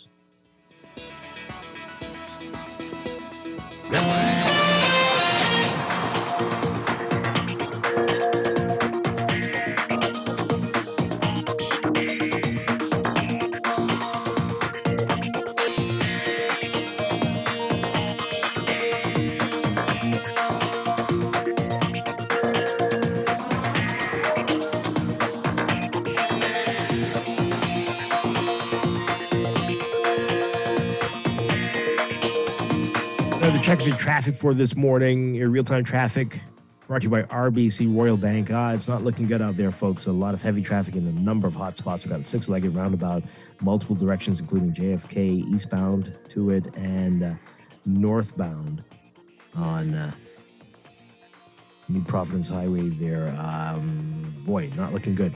There, further south, Milo Butler Highway, heavy traffic, almost extending all the way down to Carmichael, but it's about midway between Carmichael and Fire Trail, that first stretch there. And of course, fully heavy traffic from Fire Trail all the way up to Tawny Gloom Starling Highway, the northbound lanes.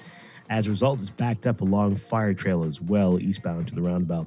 Gladstone Road also busy from Fire Trail to John F. Kennedy Drive. Just know that there.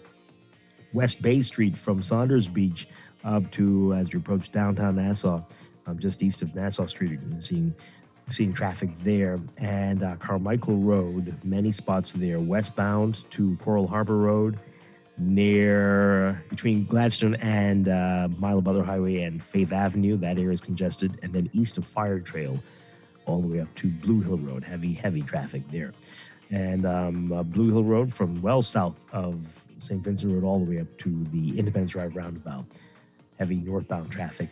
East Street, heavy northbound traffic as well from near Pinewood Gardens all the way up to the roundabout with East-West Highway and Independence Drive, and further north at the intersection with Robinson Road. So just heavy congestion there. Then there's Eastern New Providence, Bernard Road, Eastern Road, Prince Charles Drive, heavy traffic westbound. And you will definitely need your patience if you need to get somewhere for 9 o'clock this morning. Good luck to you. That's a real-time traffic in your morning blend traffic alert. Brought to you by RBC Royal Bank Banking.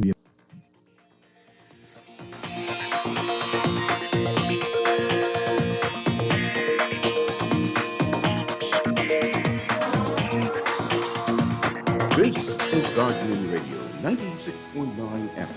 Fresh news, smart talk, all day.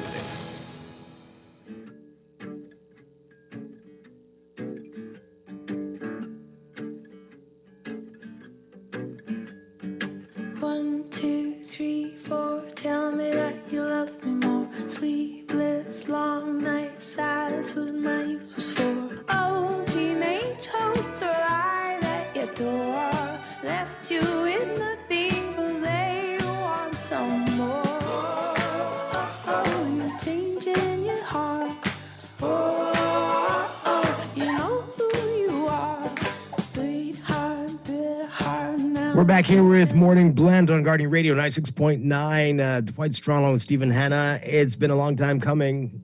The Census of Population and Housing, supposed to be Census 2020, but here we are in 2022, and well, better late than never, right? We are very pleased to welcome to the show Senior Statistician and Chief Census Officer Kim Saunders and Census Officer Sabrina Winters. They're with the formerly Department of Statistics, now the Bahamas National Statistical Institute. But ladies, great to have you with us. Good morning. Good morning. Good morning. Good morning, Dwight. Good morning, Bahamas. Great to have you with us. We've been trying to organize this for a little while, but here, hey, quite some time. Yes, finally we can talk about this. Finally, yes. All right, so let's just begin with this. I mean, we know it's supposed to happen every 10 years. We weren't able to do it because of the pandemic. What impact did that have, not being able to have the census 2 years ago? When we look at the census, it's not been done every 10 years, but countries just about all over the world have experienced, that challenge and the delay. So from our standpoint, once we document exactly when the census would have taken place, so when we would have a look at the data, then we're quite able to make inferences, as well as to times are documented when we compare our figures. So it'll be very important for documentation purposes that we know that the census is supposed to be conducted in 2020, but it was delayed because of the Hurricane Dorian and the pandemic. So we just have to ensure that our dates are documented and the comparison between the last census and this census are made accordingly with the proper documentation and notes. Yeah. All right. So you said something, inferences. So we're not flying in the dark blindly here. You are able to, based on trends, to make some determinations about what's likely to be happening. Is that right? Yes, certainly. All right. Tell us a little more about that, because people, every year we hear people throw out some numbers and you wonder where they're getting these numbers from. So what's it been like over the past 2 years? What have you been seeing or doing of the full census before we get to talking about that? Well, first of all, we have, following every census, we would do population projections.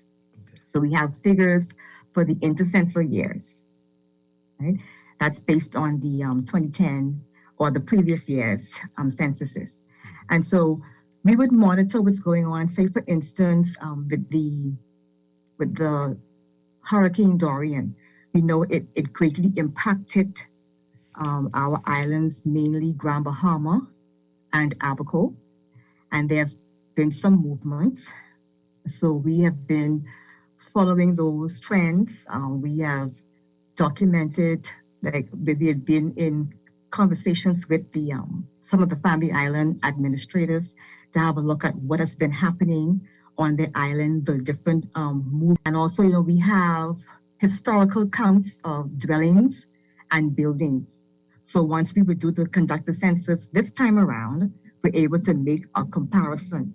One of our questions specifically speak to the reason why a person would have moved from one island to the other, specifically between the years of 2019 and 2020.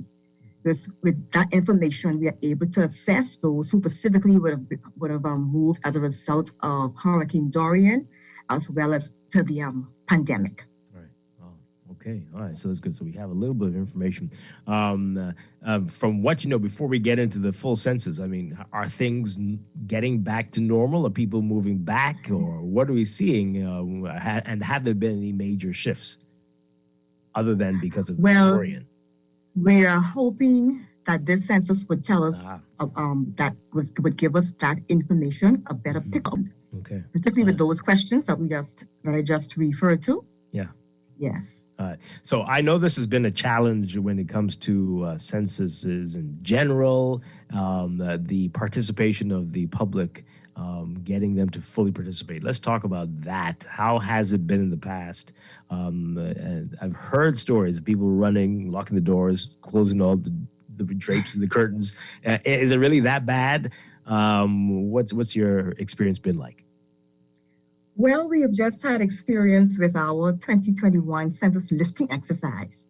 All right, you have varied responses.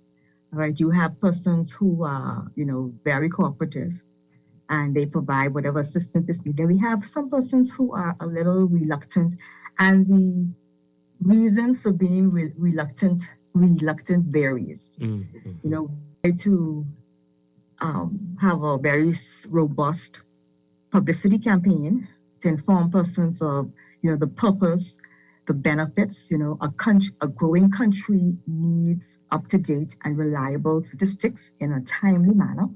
And so we try to appeal to the civic aspect of persons in complying. But sometimes, we do have refusals, and so that that's a part of censuses and surveys. We would train our workers, to try to encourage persons to respond. We allow our the PR to also speak to that. We would also share, the benefits. Lots of persons rely on information, whether it's for personal investment. We have a lot of students who come to our department requesting information. So we try to let the public know that when you respond to us, you not only benefit yourself as a citizen, you benefit as a country as a whole. Yeah. You tried relying on the selfish nature of humans as opposed to the civic nature of humans? Because I'm assuming one of the benefits of a census would be, for example, okay, there are this many children in this area, so definitely we need more schools, or this many people inside this area makes this much money, so we need to, or are employed or not employed, so we need to focus on perhaps getting more jobs inside this area, or this area is full of old people, and if we don't watch out, this settlement in like we see in places like Crooked Island and Acklands, where some of the settlements inside the previous census is like, ain't nobody live there no more, but it used to be a place, right? So have you guys thought about perhaps looking at the selfish nature of humanity to promote or encourage persons to participate in the census? Yes, we have. When we train our census officers, we have a list of the benefits, and most of them that you would have referred to just a few moments ago, they are listed. Definitely, we look at the age distribution of our children population, and that determines school. Policymakers will use that information to see where a school might, perhaps need to be built. And so that's one of the main things. And I guess we can do even a little bit more of the nature of individuals. So I would definitely take. I mean, you wouldn't word it that way. I would word it that way. If you leave it up to me, I'd be like, definitely we can't say selfish nature, but we would emphasize the benefits, the personal benefits. Yeah. Mm-hmm. Yeah. So I'm sure confidentiality is a concern as well. People like, who's going to know my business and all that stuff. Yeah. So tell us about that. Yeah. That has always been a concern. Mm-hmm. And all of our censuses and surveys, Ms. Winters is here with us. She is the labor force supervisor. Ms. Winters, if you wish to speak on the confidentiality, you could go ahead. Cipriana Winters, what can you tell us about that? People don't even want to talk to the enumerator, right? Because now she or he will know all my business. And but what do you say to people who are very concerned about that? Well, thank you again for having us. Know that when we collect this data, it is, like my colleague said, it's not for a personal gain, but it's for the country. And so before I get to your question, I just want to emphasize that when we conduct surveys, and in this case, censuses, it tells us who and where we are going as a nation.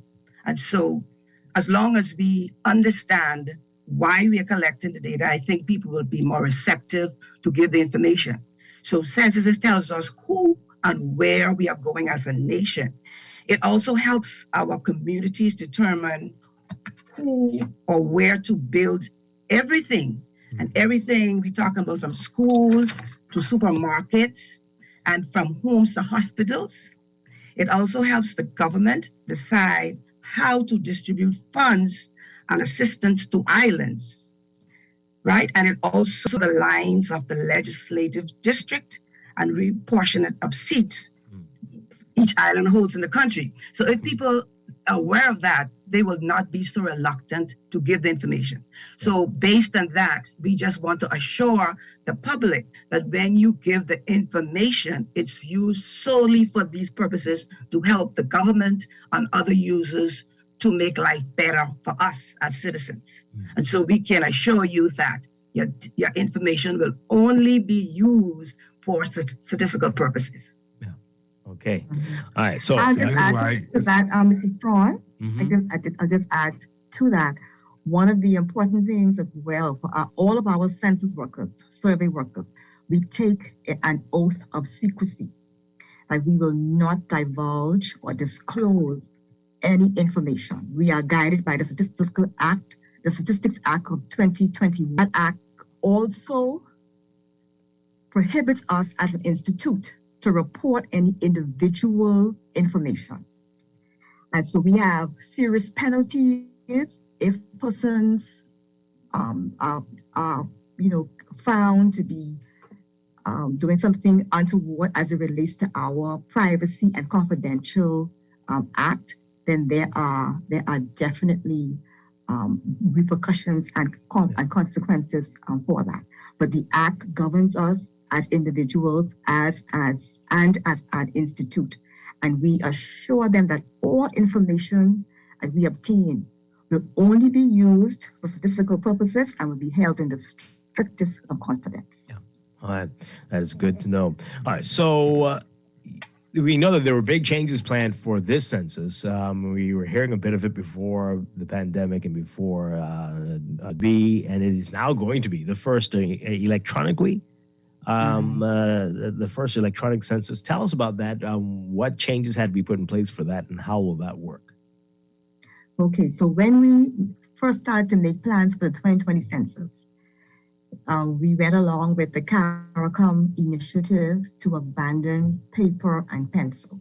Wow. So our slogan in 2019 was the 2020 census has gone digital, meaning that our workers will be equipped with tablets to collect the census information.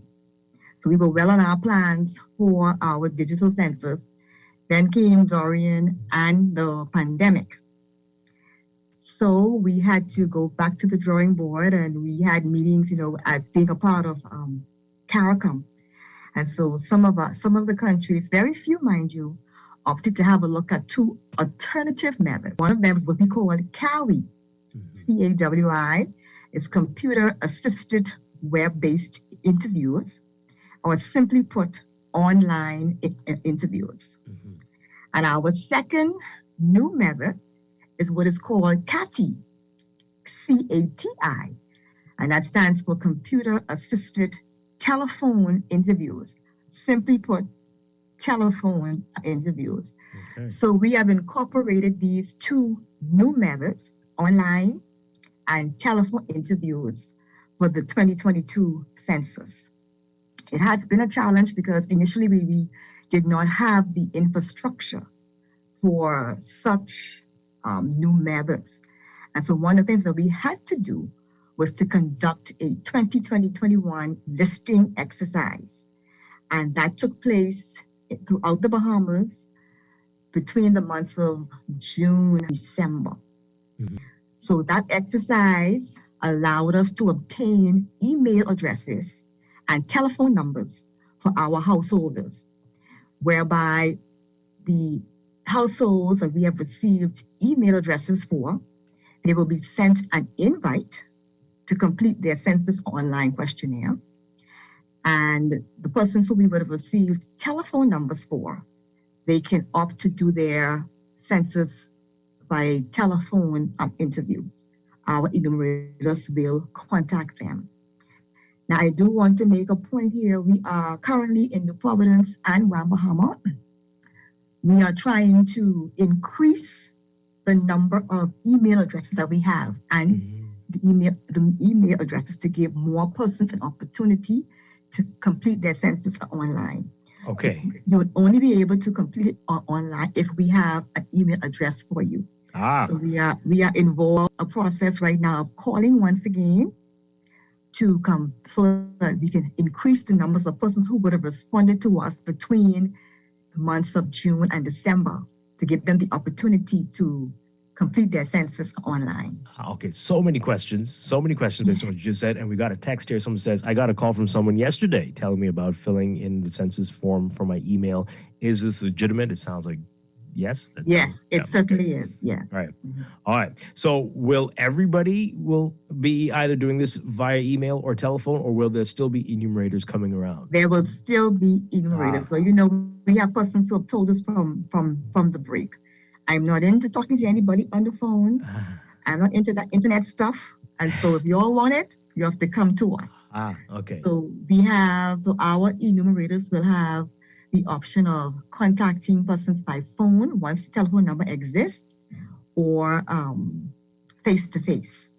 Some segments of the islands that we were not able to list during the exercise, and there are other pockets of society that we would definitely, from the onset of the census, we would have to go face to face.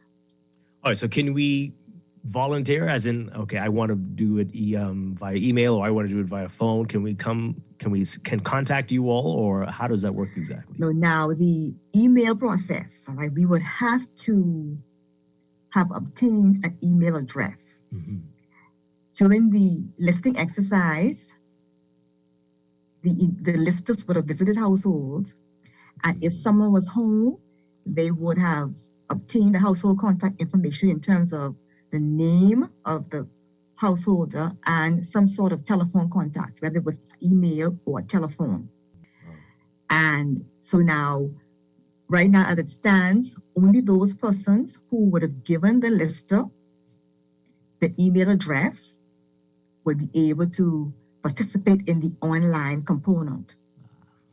So we are now engaging in an exercise, as one of your persons just mentioned, that they received a call. So we are currently, throughout New Providence and Grand Bahama, engaging in an exercise to increase the number of emails that we have, so that more persons will be able to complete their census questionnaire online. But I can't call and say, put me on the email list. No. Okay. We have to be governed by our list that was obtained during the listing exercise. Okay. All right. Let's take a break. Yeah. Let's take a break really quickly, and then we'll come back a whole lot more to talk to Kim Saunders and Cipriana Winters about Census 2022 now. And when things are going to get started, we're going to get into that when we get back. This is Morning Blend on Guardian Radio 96.9. Stay with us. That's what my youth was for. Oh, teenage hopes arrived at your door, left you with nothing but they. Screws and Fasteners World, Balfour Avenue and Palm Beach Street, has those hard-to-find fasteners for you right now. You can find stainless steel regular hex, carriage bolts, galvanized bolts, threaded rods, nails, self-tap screws, sex bolts, anchor bolts, turnbuckles, masonry tools, hand tools, and weed whacker strings. Check out the rope selection and car body fasteners too. Special orders are welcome. It's your #1 fastener store. Screws and Fasteners World, Balfour Avenue and Palm Beach Streets. Call 326-1976.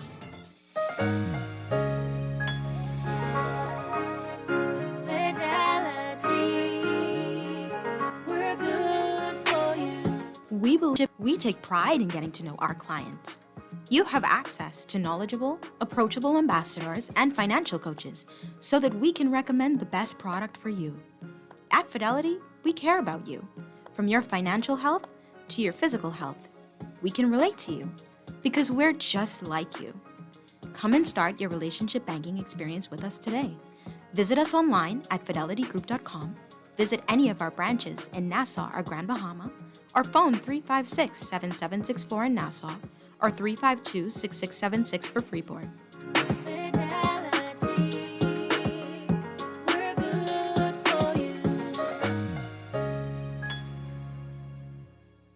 There's only one way to have a better morning. How?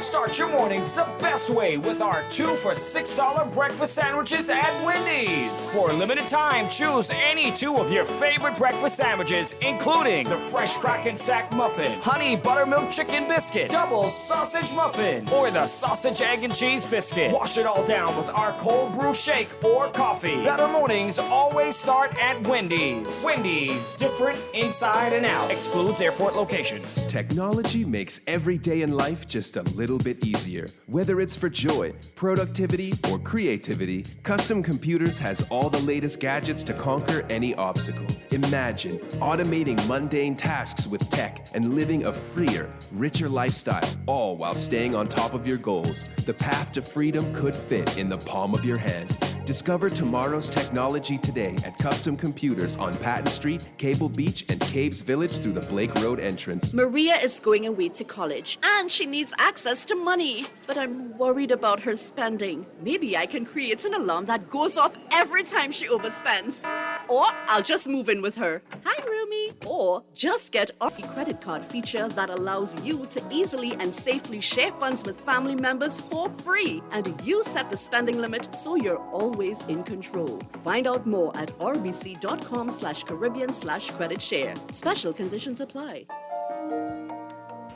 Best rate, no delay. Best rate, no delay. BTC gives more savings on the best fiber internet. It's super fast with super savings in every package. Compare and see for yourself. Enjoy up to 150 megabits per second plus 157 TV channels and unlimited home phone minutes for only $99.99. Best rate, no delay. Visit a BTC store to sign up for the best internet experience on the Bahamas' best fiber network. Conditions apply. Good day, Airborne Freight and Cargo Services. How may I help you today? Hey, listen, I just heard about you all, man. Yes, sir. How may I help you, sir? I hear you all giving out free things. And I's a mom with 12 children. I love free things. Well, yes, sir. If you're ordering with Airborne Freight and Cargo Services for the first time, we will be giving you prizes just for shipping with us. Hold on, wait. What all y'all giving out so? Well, we're giving away gas vouchers, coupons from various outlets, up to 20% off your shipping fee, and so much more. Could y'all please stop slamming my door? None of y'all pay no bills inside you. Sorry about that, Mom. Hey, y'all is ship double shoulders cause this woman expecting twins again, Dread. Airborne Freight and Cargo Services. Get rewarded for being a new customer on top of our already low rates. Call us at 377-0450 or visit us on Facebook at Ship Airborne for more information. Earning zero interest on your savings at the bank? With as little as $100, you can start earning interest on your money while you're sleeping, eating, or standing in line at the bank with the CFAL Savings Express Plan. Ready to invest? Start by putting $1,000 into our mutual funds. Interest is our interest. Visit CFAL.com to start now. CFAL, growing wealth for future generations of Bahamians. This is Guardian Radio 96.9 FM. Fresh news, smart talk. All day.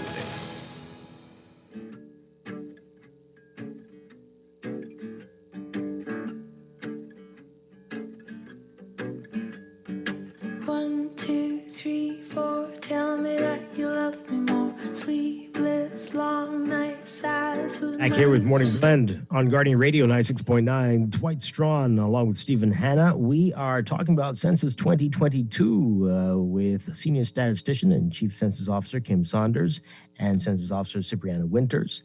They're with the Bahamas National Statistical Institute, formerly the Department of Statistics, and we're getting information about what we can expect over the next few weeks and months. So we're moving into phase one. Are we in phase one now already? Where are we exactly and what does that entail? We are presently preparing for our first phase of training. You know, the census has specific concepts and definitions that our workers must be trained in order to properly administer the questionnaire. So our first phase of training for our managers, supervisors, and all of our BNSI staff will take place for 2 weeks starting on Monday from 9:30 to 5 o'clock. This is a virtual training, Dwight. And, you know, training on the whole is challenging. And so this is our second set of training because we would have trained already for the census listing as we did last year with our virtual training, the first phase for the main census. Wow. What all does that involve? Can you tell us a little bit about it? And what is training like? Okay, so training, we have two aspects, a theoretical and a practical aspect. So we would go through the questionnaire. We would ensure that each question is explained. There's a manual that explains the questions. And then we have a practical aspect where after we would train in topics or segments of the questionnaire.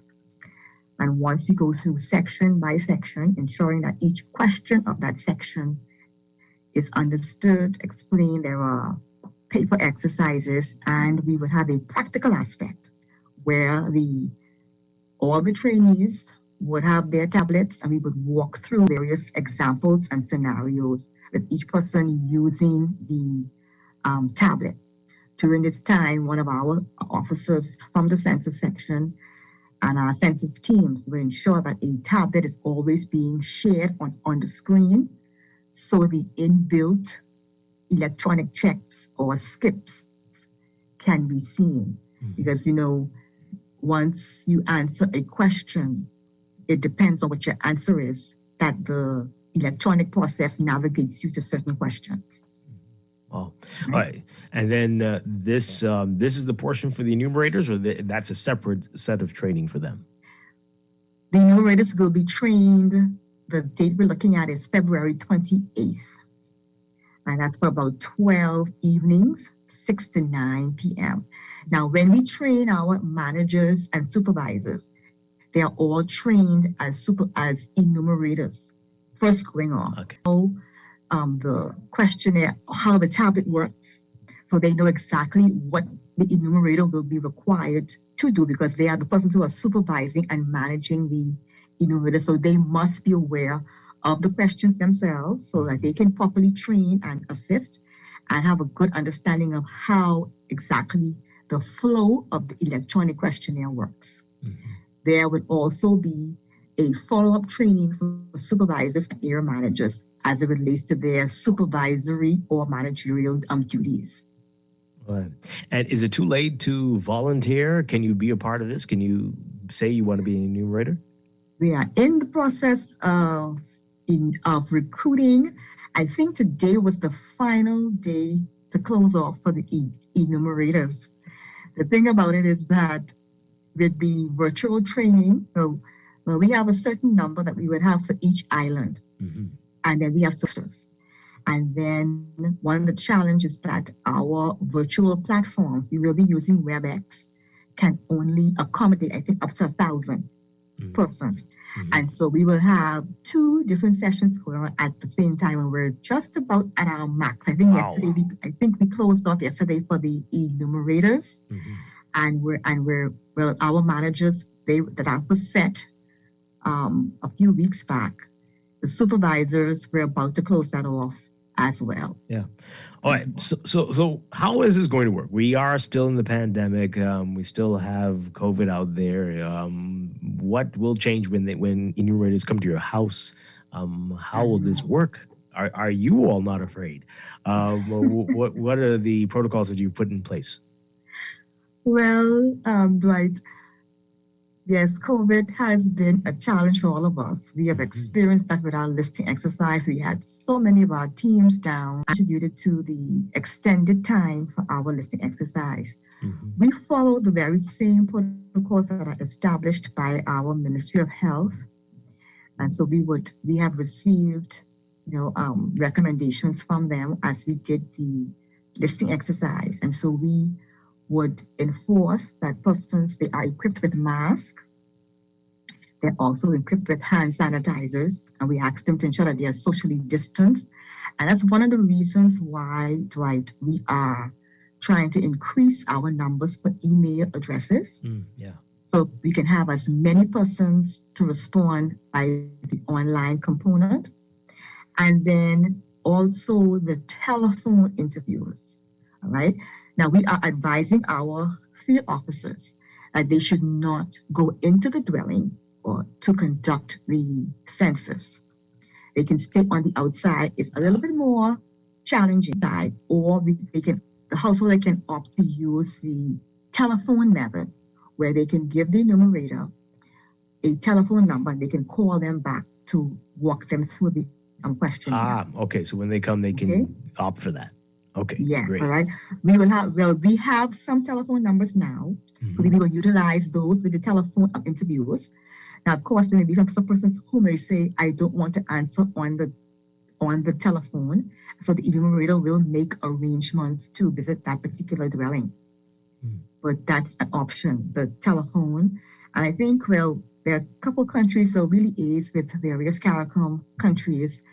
Grenada was one of them that's currently in the field. The Cayman Islands, they have basically ended, and they have reported that the telephone interviews have worked best for them. Really? Wow. And so we opted not, well, Cayman opted not to do the online. But telephone, for the most part, seems to be the way to go. Wow. How long is how long is the survey generally? How long does it take? Now that depends on the number of persons in the household. But we have decreased our questions this time around, particularly because of the online component. We ensured that the basic questions that are really critical to our nation's growth, in terms of basic and demographic, education, that's very important, and economic activity, income. Those questions, we ensure that they are on, but we had to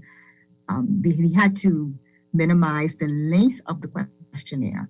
So those questions that were not as critical, they are no longer. And I mean, this is where my mind went.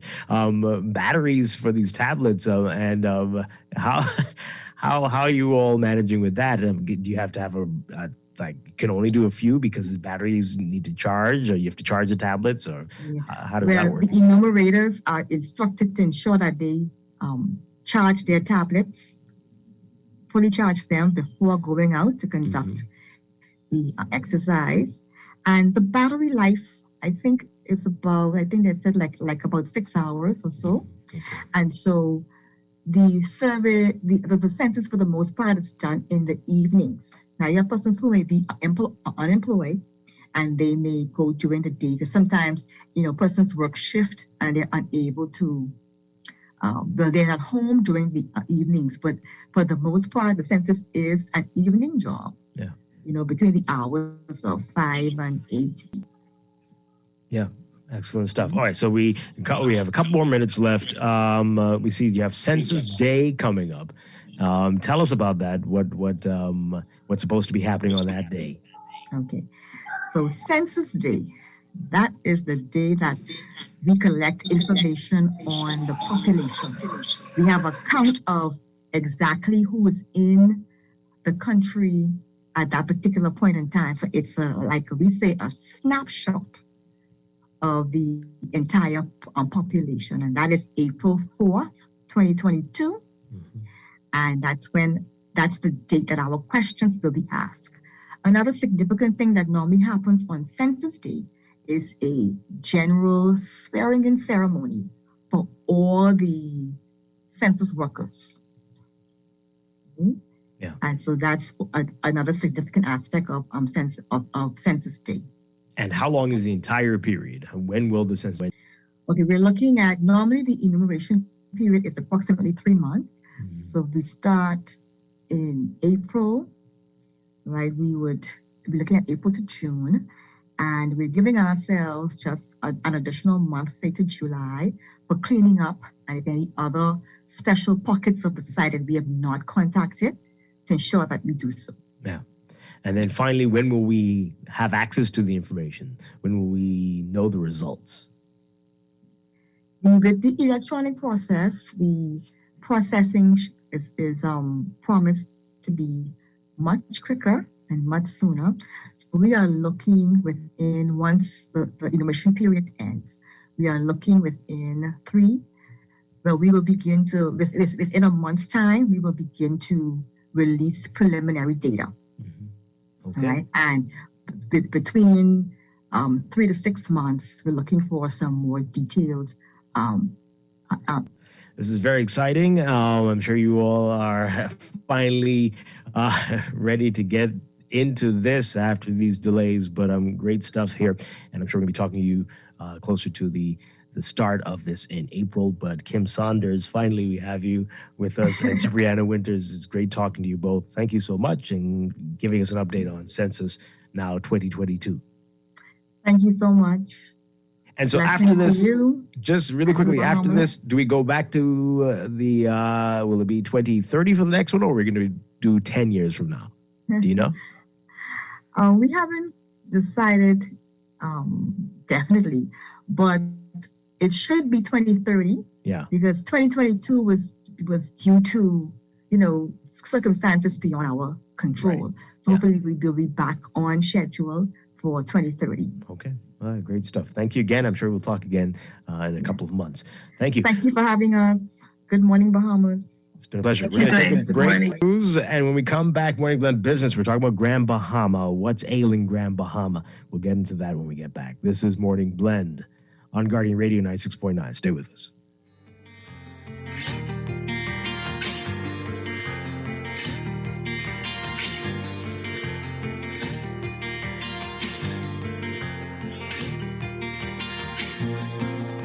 This is Guardian Radio 96.9 FM, Nassau, Bahamas. This is Guardian Radio, your station for up-to-the-minute news, intelligent, interactive, and engaging conversation. 96.9 FM. The views and opinions of the hosts and guests are their own and do not necessarily reflect the position of the management and staff of Guardian Network. Wake up, it's a new day. Wake up, it's a new day.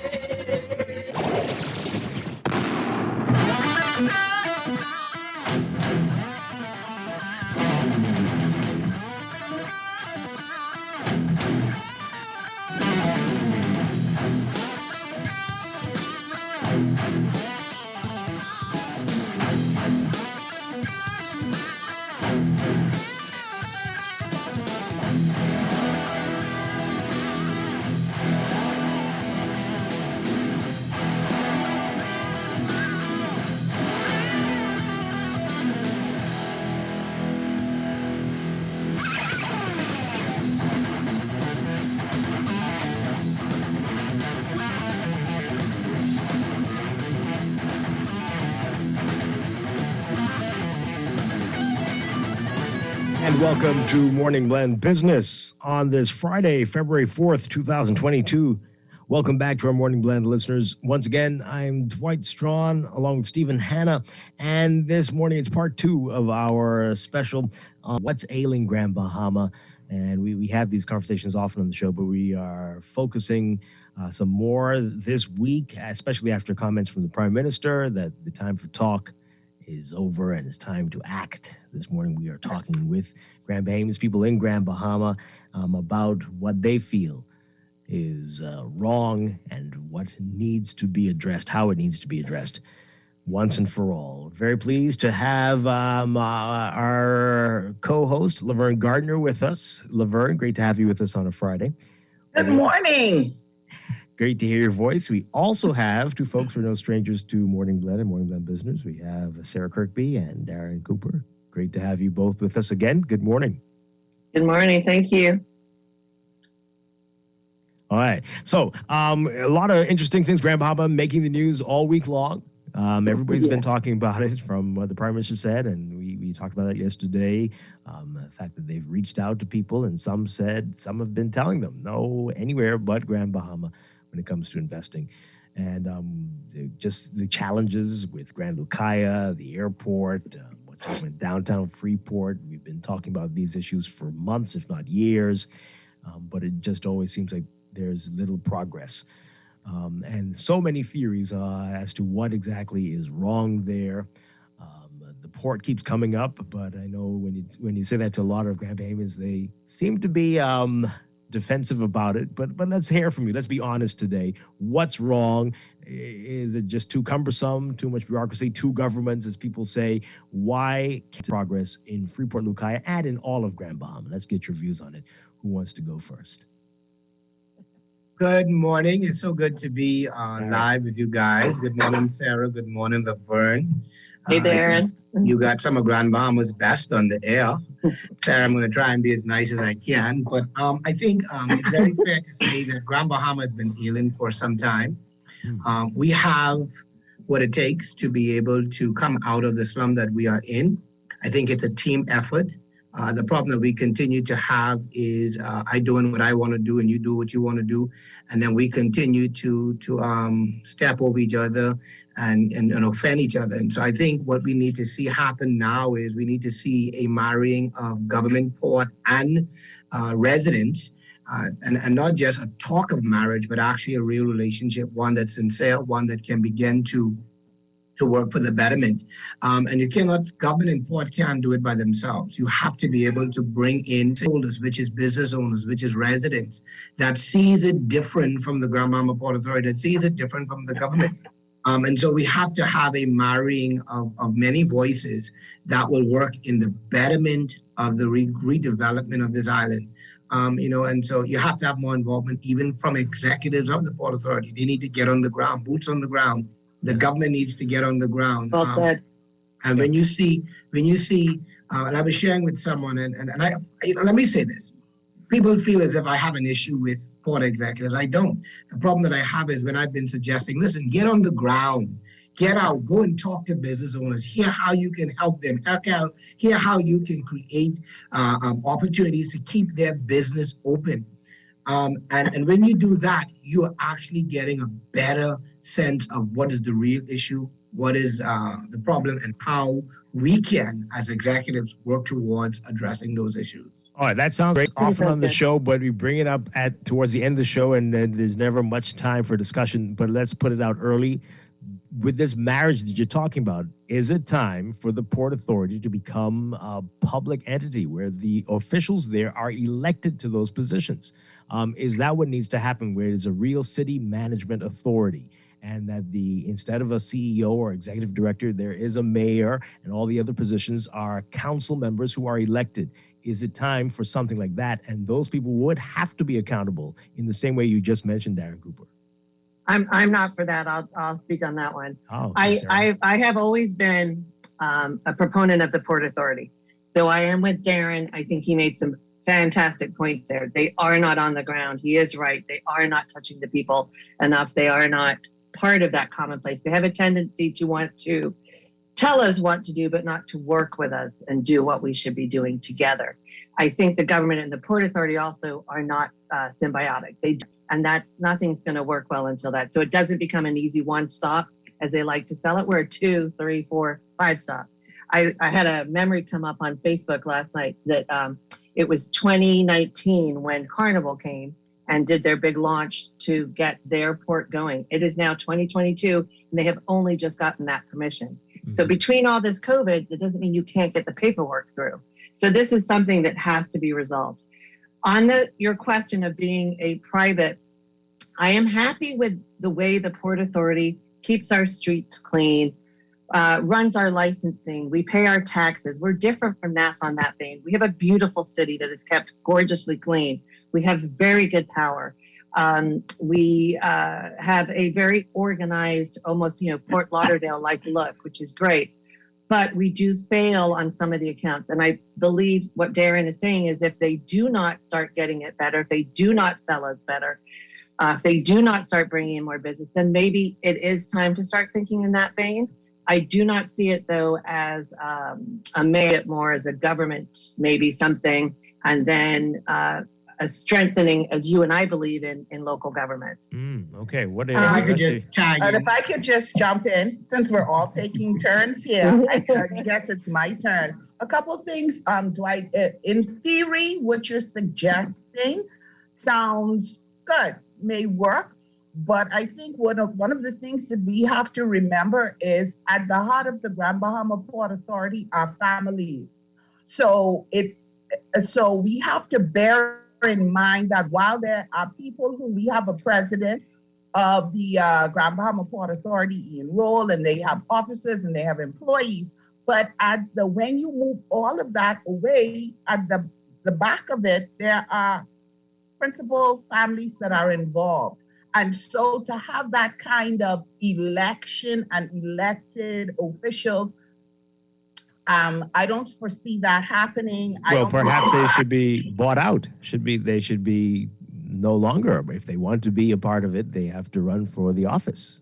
Right. Okay. But here's the thing. Every time the Hawksbill Creek Agreement or sections of it come up that, okay, it's about to expire, whichever government is in power, they go ahead and sign to renew it for another how many ever years. So when you another 50. Right. So when you look at it in that regard, it's basically saying we're good with what you're doing, right? Because if you had an issue or you think that there should be a change, you would go ahead to advocate to amend it. The other thing that I think all of us agree on is the fact that the government and the Grand Bahama Port Authority, they are not on the same page. There is no dialogue.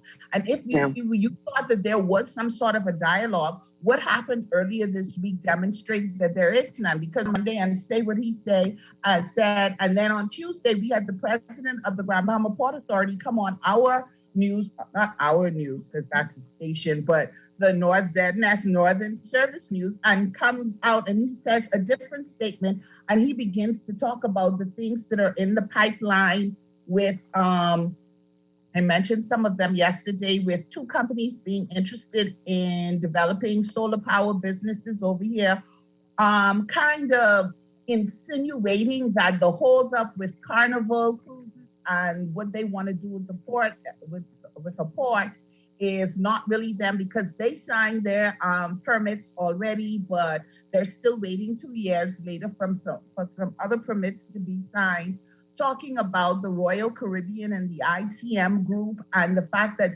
they are still negotiating and working with the powers that be at the harbor to come up with everything. So you had him mentioning all of these things, and then also on top of that saying that, hey, I wasn't aware, speaking on behalf of the Grand Bahama Port Authority, we weren't aware that there were even people over here checking out Grand Bahama, considering investments from Dubai, and then changing their minds.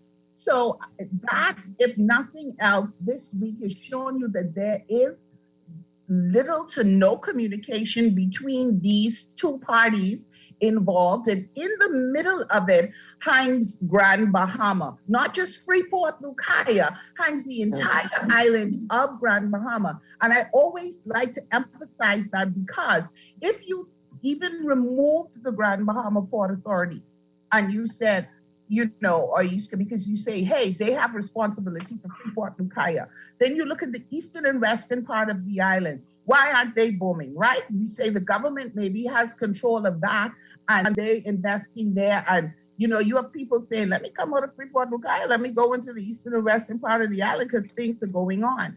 And so I think over the years, what we have seen is an abandonment, and maybe that's too harsh for some, but that's the mood and frame of mind that I am in as I come off the streets and I look at all these businesses that are closed and whatnot. You've seen an abandonment from both of them, so to speak. No real energy, no real benefit. And we also have, I spoke about this on Juan McCartney's show, and you're right, Laverne.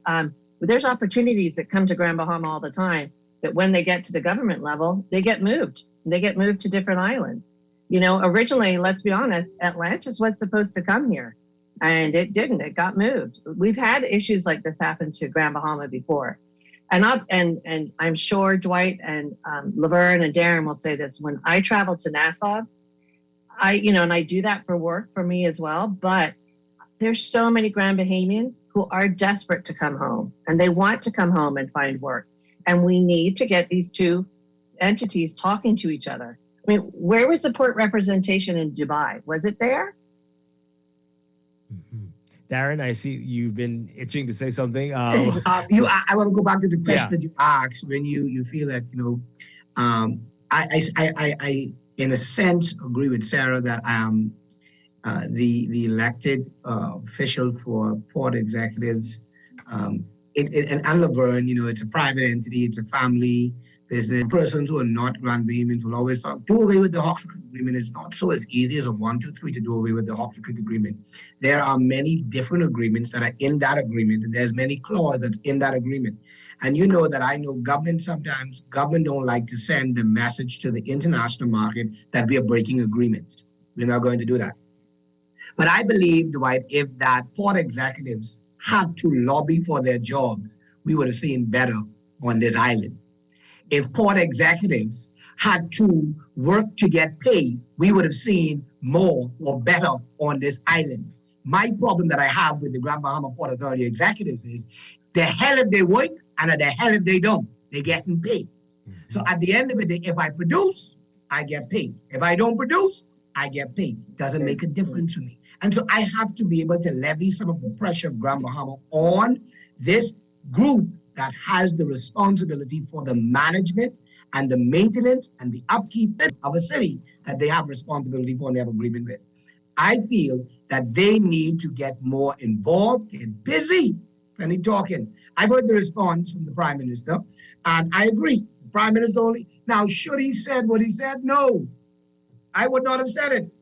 Being the nation's chief, it leaves too much out there, Chief, and it brings too much speculation. What should have been done from the president's standpoint of the Port Authority is, I wasn't going to come rebut the PM the way that I did. Let me tell you why. Because we know that there is no real investments coming to Grand Bahama. We can see, feel, and we can touch it. Being there. I would have got, Chief Man, let's talk. What are you talking about? Let me understand. Let me better get a handle of what you know that I don't know. Let's put aside differences and let's work. I always talk of the story, Dwight, of the late Edward St. George. Whatever Prime Minister was in power, he was the friend of that Prime Minister. Not because he was sucking up, but the reality of it, the success of my city, the success of my business, the success of what I'm here to do hinge on the relationship with the chief of the country. And so I got to keep that working. I got to keep that relationship working. Darren, you're spot on. Making sure that at the end of the day, whatever the differences is, PM, let's fix it. If I offend you by doing something, let's fix it. He's spot on. There's no way Edward St. George would have let that happen. He would never let Freeport be the way it is now. Never. That's the thing. Perhaps maybe the Prime Minister should have seek to have a meeting with the president of the Grand Bahama Port Authority before that press conference so that they could get on the same page. I mean, it's easy to get on the same page, Dwight, because there's nothing happening. So the page is blank, right? I hold fully responsible. So let's have that conversation before you address the media, before this goes out. And because we live in that kind of a world of social media, before it goes out and the whole rest of the world and people who maybe was considering Grand Bahama now listening to say, listen, investors don't have confidence in Grand Bahama. Investors don't. Like, what are you really putting out there? So before you put this out there, have that conversation with these other stakeholders and then come and say something else. Maybe have some plans, maybe the press conference for both of them could have looked like we've had meaningful dialogue and here is what we're beginning to chart the way forward.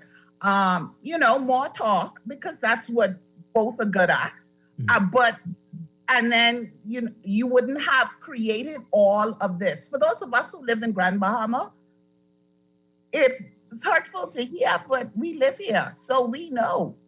We get it all the time. We get it all the time, Dwight. We're always getting the second city. I'm sorry to say another paper, but there's a great article that Naughty has written today in the Tribune about that Grand Bahama is, like outside stepchild. And that's how you feel at the moment because people are always dissing us. But, we've come back from so much. We come back from the hurricanes each time. We come back, but I think Darren made a good point in the beginning. And he mentioned one of the strongest things about Grand Bahama is our people. We're resilient. We're resilient as hell or else we wouldn't have stayed here. But we have to step up now because no one else is. We're tired. We're tired now. Tired, We're but resilient we got to be. I think. But I think we have to be like Abaco, and we have to say, look, we can't wait for these people to do this anymore. And it's time to take pictures of companies that are not cleaning up their outside surroundings and making them look good. I think we all need to clean up and look prettier for that drive-in from the port, or when people drive around and have a look at the place. We also are a beautiful second home market. We have wonderful homes that are available at great prices with beautiful docking spaces that most of the islands here don't have. We have a huge canal system that no one else has. And these are things that we have to promote on our own. We're also a very safe island.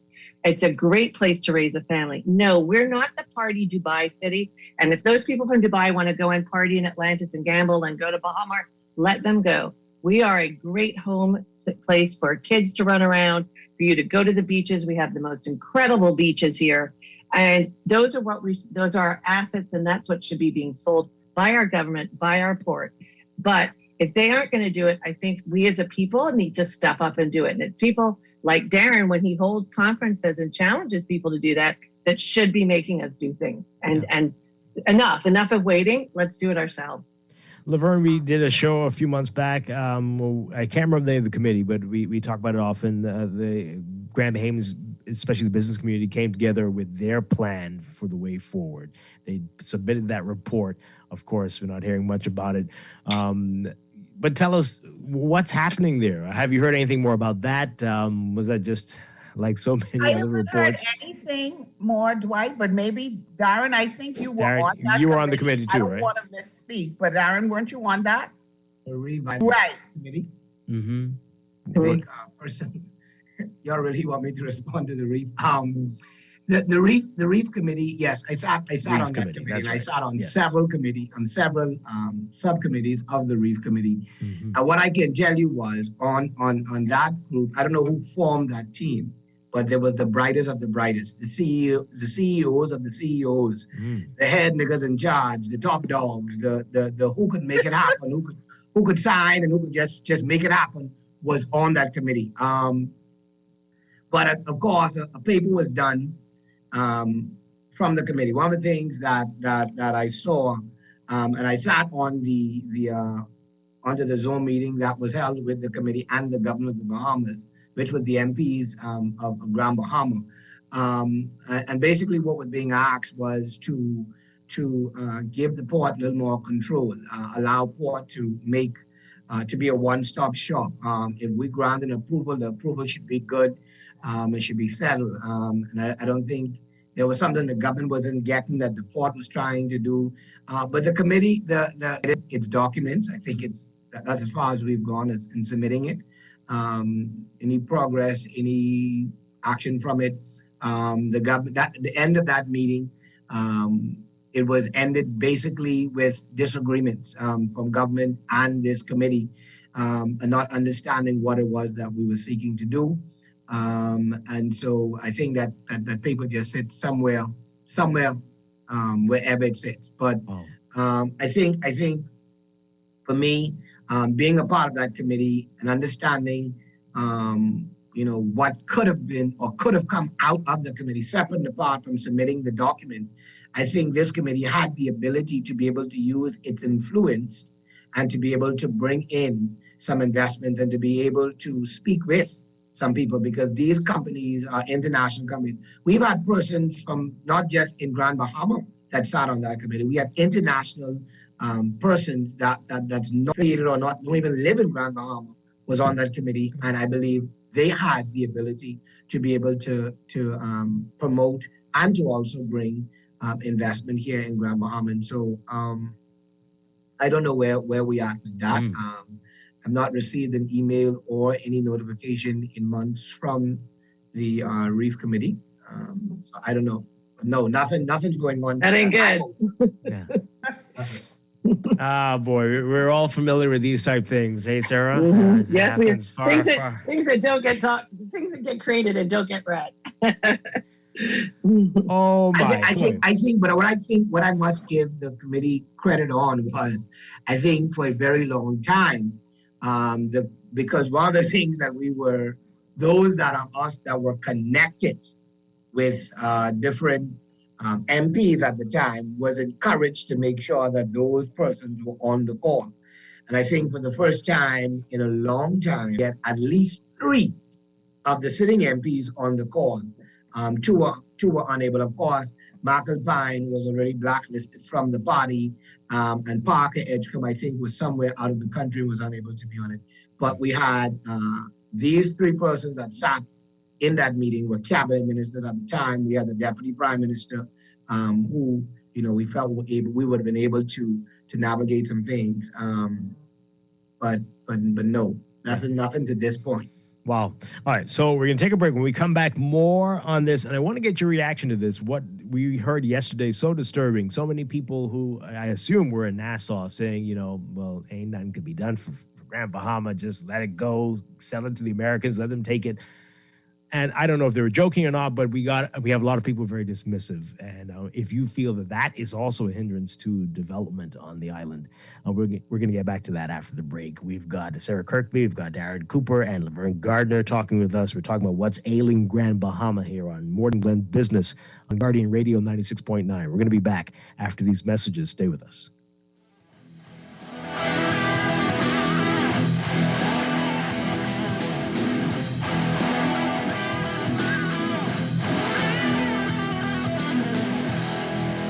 Ready to save? You can put $100 into the CFAL Savings Express Plan and make sure your money keeps growing. Earn interest on your savings while you're sleeping, eating, or standing in line at the bank. Ready to invest? Start by putting $1,000 into our mutual funds and earn interest there too. Because at CFAL, your interest is our interest. Visit CFAL.com to start now. CFAL, growing wealth for future generations of Bahamians.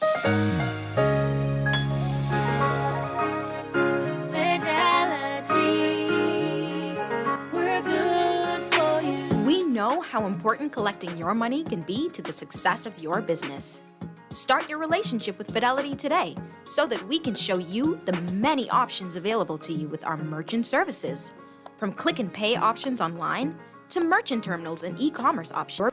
For more details, speak to one of our business development officers at 356-7764 in Nassau or 352-6676 in Freeport.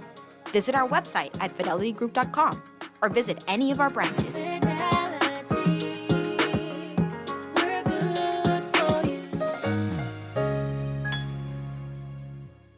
This is Guardian Radio 96.9 FM. Fresh news, smart talk, all day.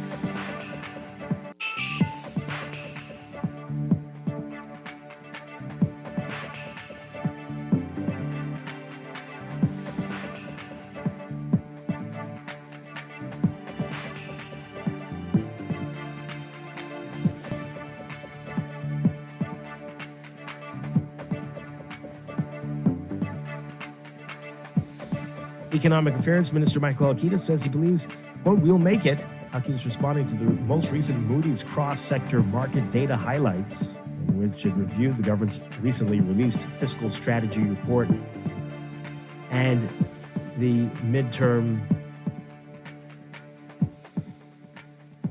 debt strategy report, concluding that the government's assumptions about revenue growth may be overly optimistic. Halkida says that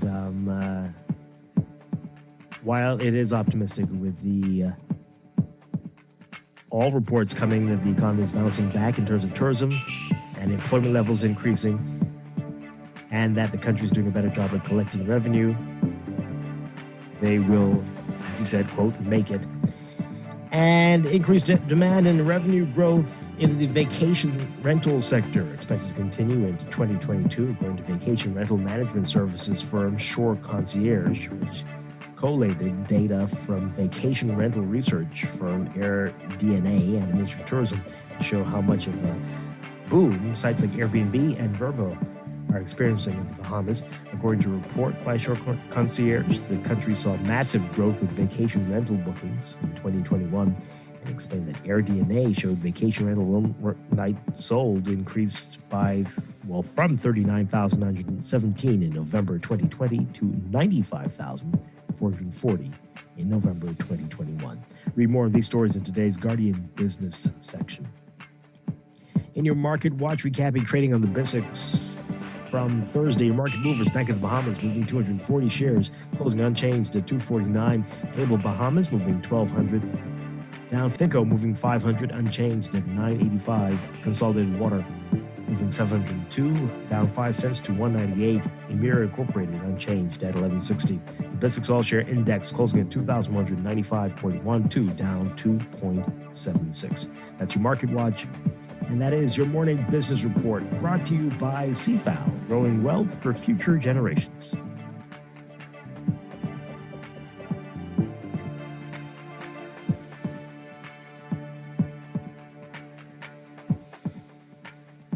This traffic report is brought to you by Shield Insurance and Prudential Loss Adjusters.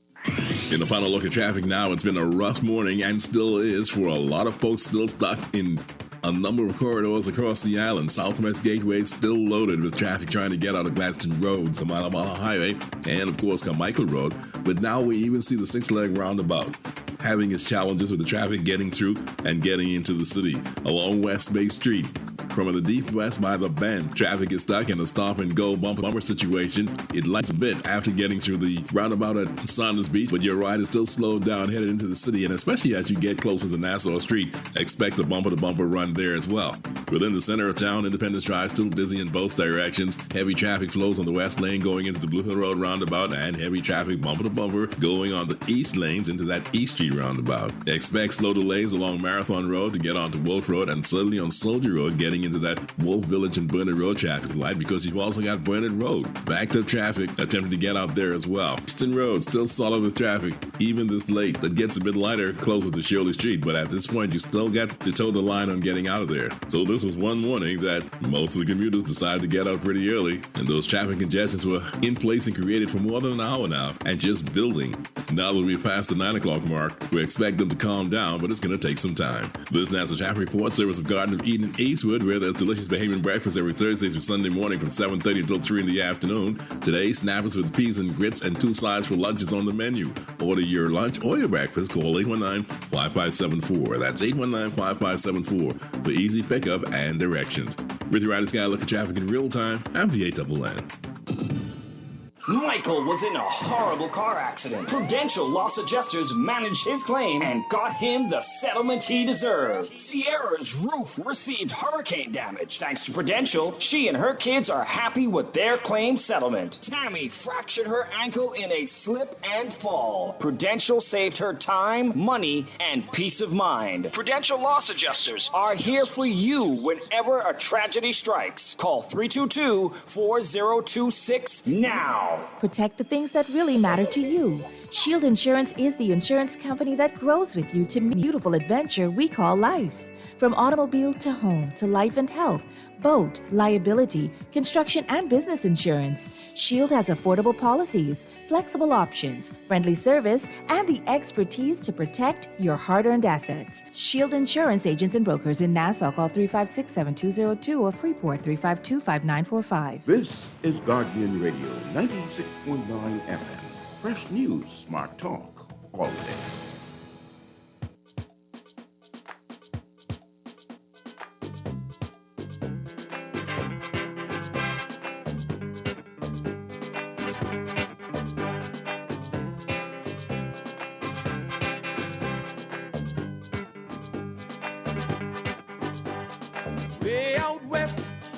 live this dame. She'll put any dancer to shame. If you want to watch her dance, want to watch her prance, get her in a circle, watch that lady dance. She got a West End move. She got a West End groove. She got a West End move. Here with Morning Blend Business on Guardian Radio 96.9, Dwight Strong along with Stephen Hanna. We are talking with Sarah Kirkby, Laverne Gardner, our Morning Blend co-host, and Darren Cooper about Grand Bahama, what's ailing Grand Bahama. And hey, we heard the song West End. So for all the challenges in Freeport Lucaya, the rest of the island, good Lord. What exactly is happening there? You can't really blame the port for that part. So does the government just not care at all? What's the deal? How do you all put it as Grand Bahamians? Let me say that any business knows that there is a trickle down effect.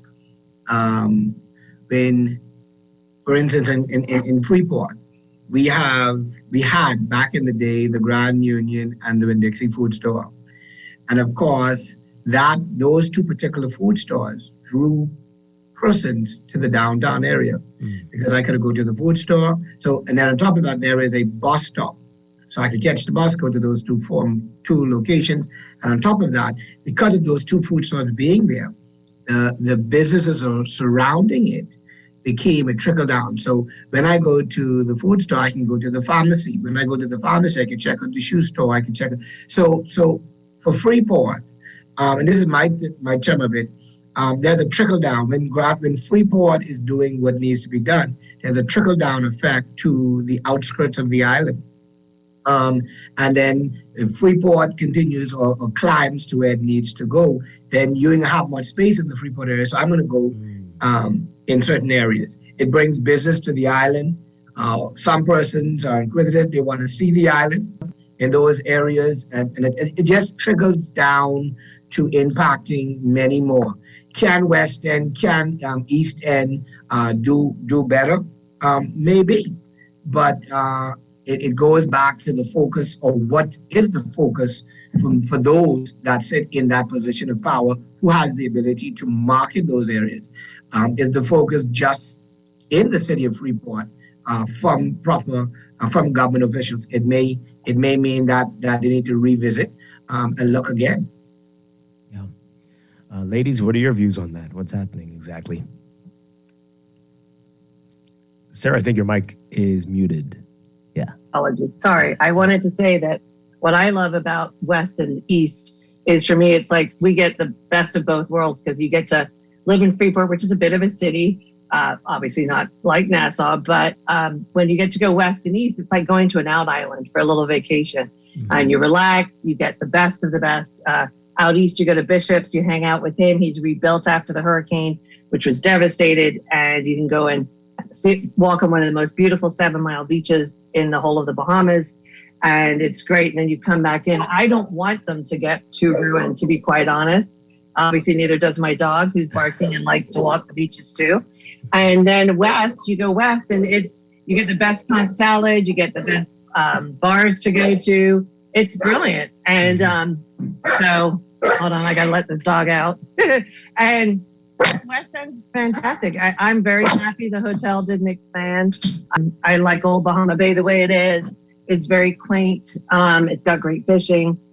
They've got now you can go do the Stingray tour there and everything. So I like that part about our island. I love that you can have the city life with the schools, the great education, and then West and East to go and relax. And it's almost like going to Abaco or to Eleuthera or Exuma for a weekend. Mm-hmm. Yeah.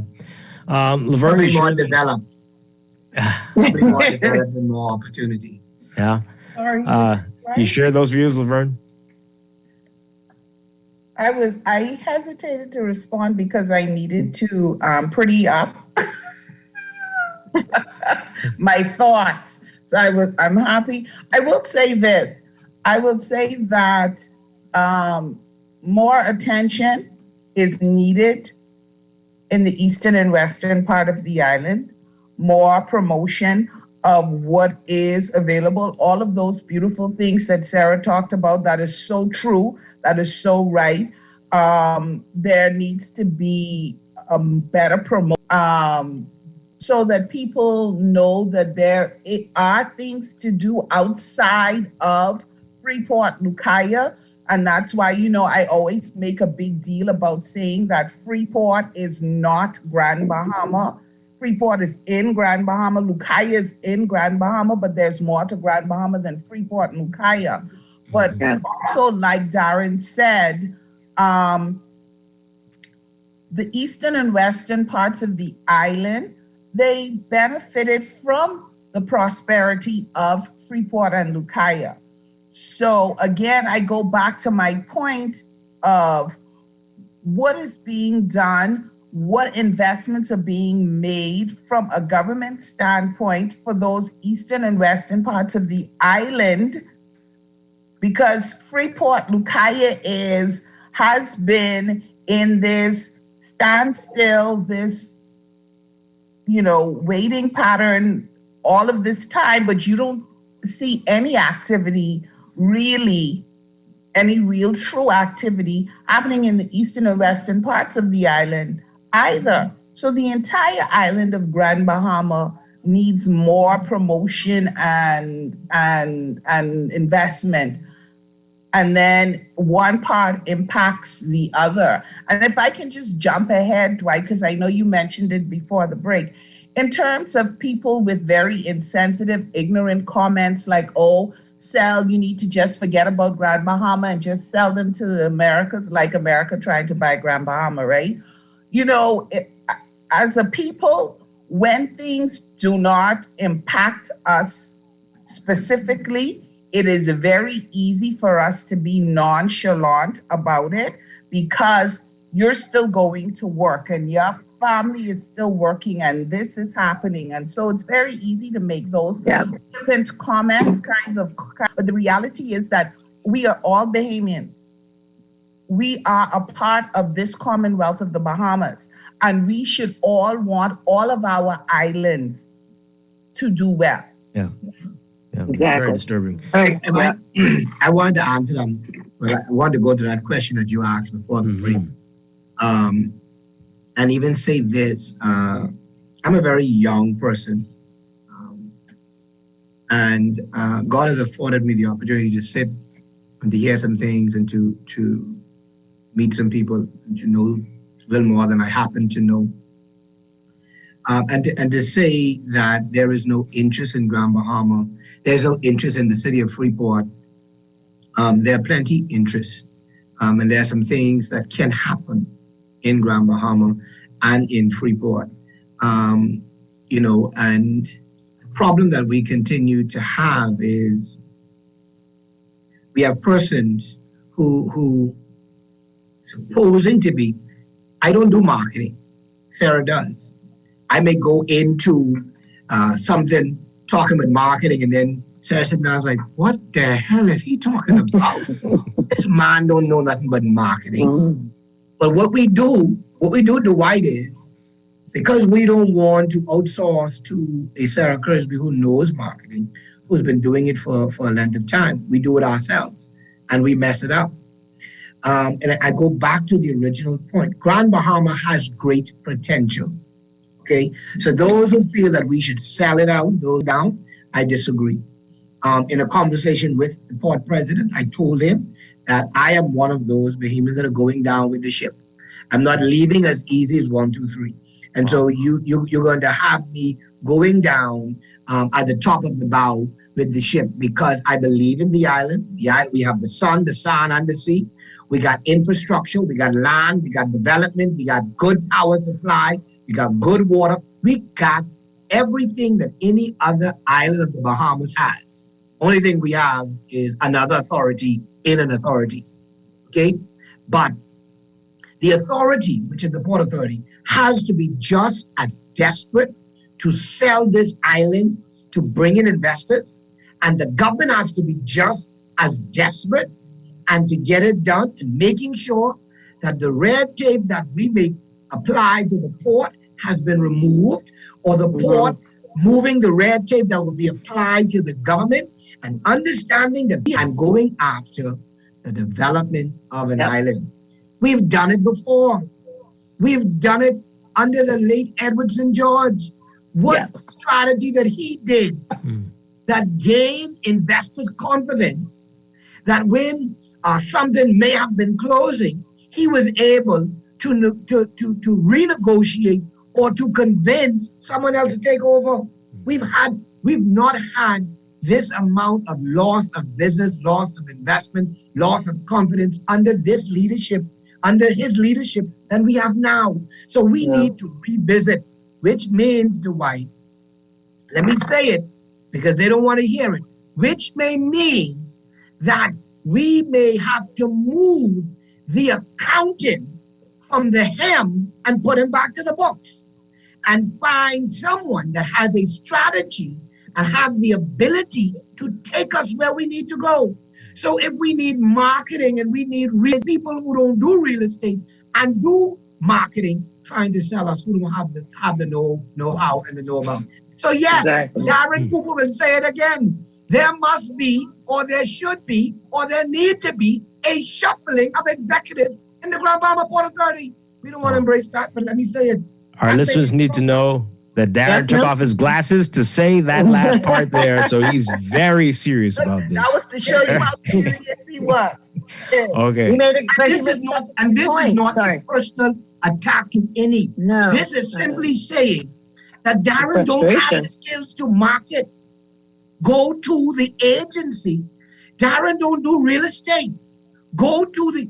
I've heard real estate agents, even when it was the time of the Alukaya property, made comments that we weren't even consulted, and we have interested parties that may want to buy the hotel. These people are affiliated and communicating. And so why haven't we brought them in? No, he makes Sarah? a great point. What Darren was hinting to with if it was not for Edward St. George, again, not a fan, but he did it. He brought us the shipyard, Pharmachem, all these industrials that have kept us alive during this downfall. If they hadn't been there, I think we'd be even in a worse position. And he's absolutely spot on. And we have everything, but we are not being sold the right way. We are not being supported by those who are backing up the selling. It is too difficult to get here. I met people yesterday and I was devastated by what they said. The license fees they were asked for, the hoops they have to go through to get here instead of going to Nassau or to Abaco or to Exuma. And that's where it's not fair. But before you go, and I know our time is short, I have to just do a plug. I'm going to put my marketing hat on just like Darren would want me to. I am very excited that because thanks to The Guardian, as of next Tuesday, we will again start having a supplement that will be on Tuesdays in The Guardian. And I thank them for that because it's one thing Grand Bahama is missing. We used to have our own paper. We like to have our own local news, and we will be doing that again. So look out for that. Barefoot's organizing the advertising for it. Barbara Watkins, who used to be at the Freeport News, is now back with Grand Bahama News, and she will be starting that. And we will be able to get these stories out and hopefully do exactly what Darren says. We're going to have to sell ourselves if the Port Authority is not willing to do it. Yeah. And we're looking forward to it every Tuesday, right? Before, and I heard Sarah said that twice. And I want to just be able to say this, that Sarah, you and I could only do so much. We can bring them here, but again, we still have some red tapes, and you're not the only person who's saying, because I've met investors who have great plans for Grand Bahama, but the red tape and the hoops that they have to jump through to get the first approval, and it's not all on. I don't want to seem as if I'm just beating them down. It is the two authorities that need to come together. While we go out and we bring up, we need them. Like Laverne said, anchor the project and being able to deliver it. And so we could do our part, but we still need them to do theirs. All right, we've got a lot of great text messages here. I want to read some of these and get your reaction to them. A prominent business person texting us saying, Freeport has tremendous investment opportunities. I've been saying it for years. Economic growth for the Bahamas will come through Freeport and Andros. I have clients who are currently establishing businesses in Freeport, including, we won't get into all that, but yes. So there's potential out there, and the growth of the economy, as this texter is saying, will come through Grand Bahama, Freeport, and Andros. It just goes to show you, Dwight, that there is interest there. But what are we doing? If Sarah can say that she know people who are interested, willing, wanting to, and Darren can say, and they're not maybe doing this on they don't have a budget to do it on such a large scale. If they are encountering these people, why aren't the powers that be encountering these people and doing all that they can to ensure that they don't come and change their mind? Or how desperate are we? Are we desperate enough? Are they desperate enough? Is the question. They aren't desperate enough. They aren't like you and I. We're struggling to make ends meet, to pay our mortgages. Right. You have to have that need, and they don't have that. They didn't grow up that way. You have to have that need and that want. And you hit that nail, Darren. They don't have that desperation because there is no bottom line for them. They cannot get voted out. They are in that position. Was a good point. Yeah, Dwight, whilst I got the opportunity, let me say this. And, where we are today as a people in the Bahamas, we didn't get that by being passive. Mm-hmm. We didn't get that by sitting down. We got that by taking a stand. We got that by demanding from those that are in a position of power to do what is right, or you are going to face the consequences of the people. We have changed governments 25 years now, or five terms. Okay, we've changed government because they've not done what the people expected them to do. We may not be able to move the Port Authority, but we as a people can come together and we can rally the troops and we can demand from them what we deserve. That's my 50 cents of the matter. We don't have much time. We got less than a minute, but people are, pointing to what happened under the previous administration. You had all five of the MPs were for one party, and yet you still couldn't get anything done. What exactly is happening there? Do the MPs not get it? Is there something we're not getting? Is there a bigger picture? How can this be? These people need to be reelected, Dwight. Y'all forget that. They can't ruffle feathers.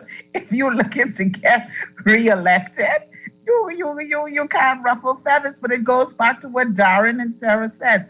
People tend to look at things through their own lens, their own experience. If you're not struggling, if you can still, why don't you just do that? Well, just because you can do that from your comfort, there isn't that urgency to say, we got to push, we got to fight, we got to do whatever's necessary because you are comfortable.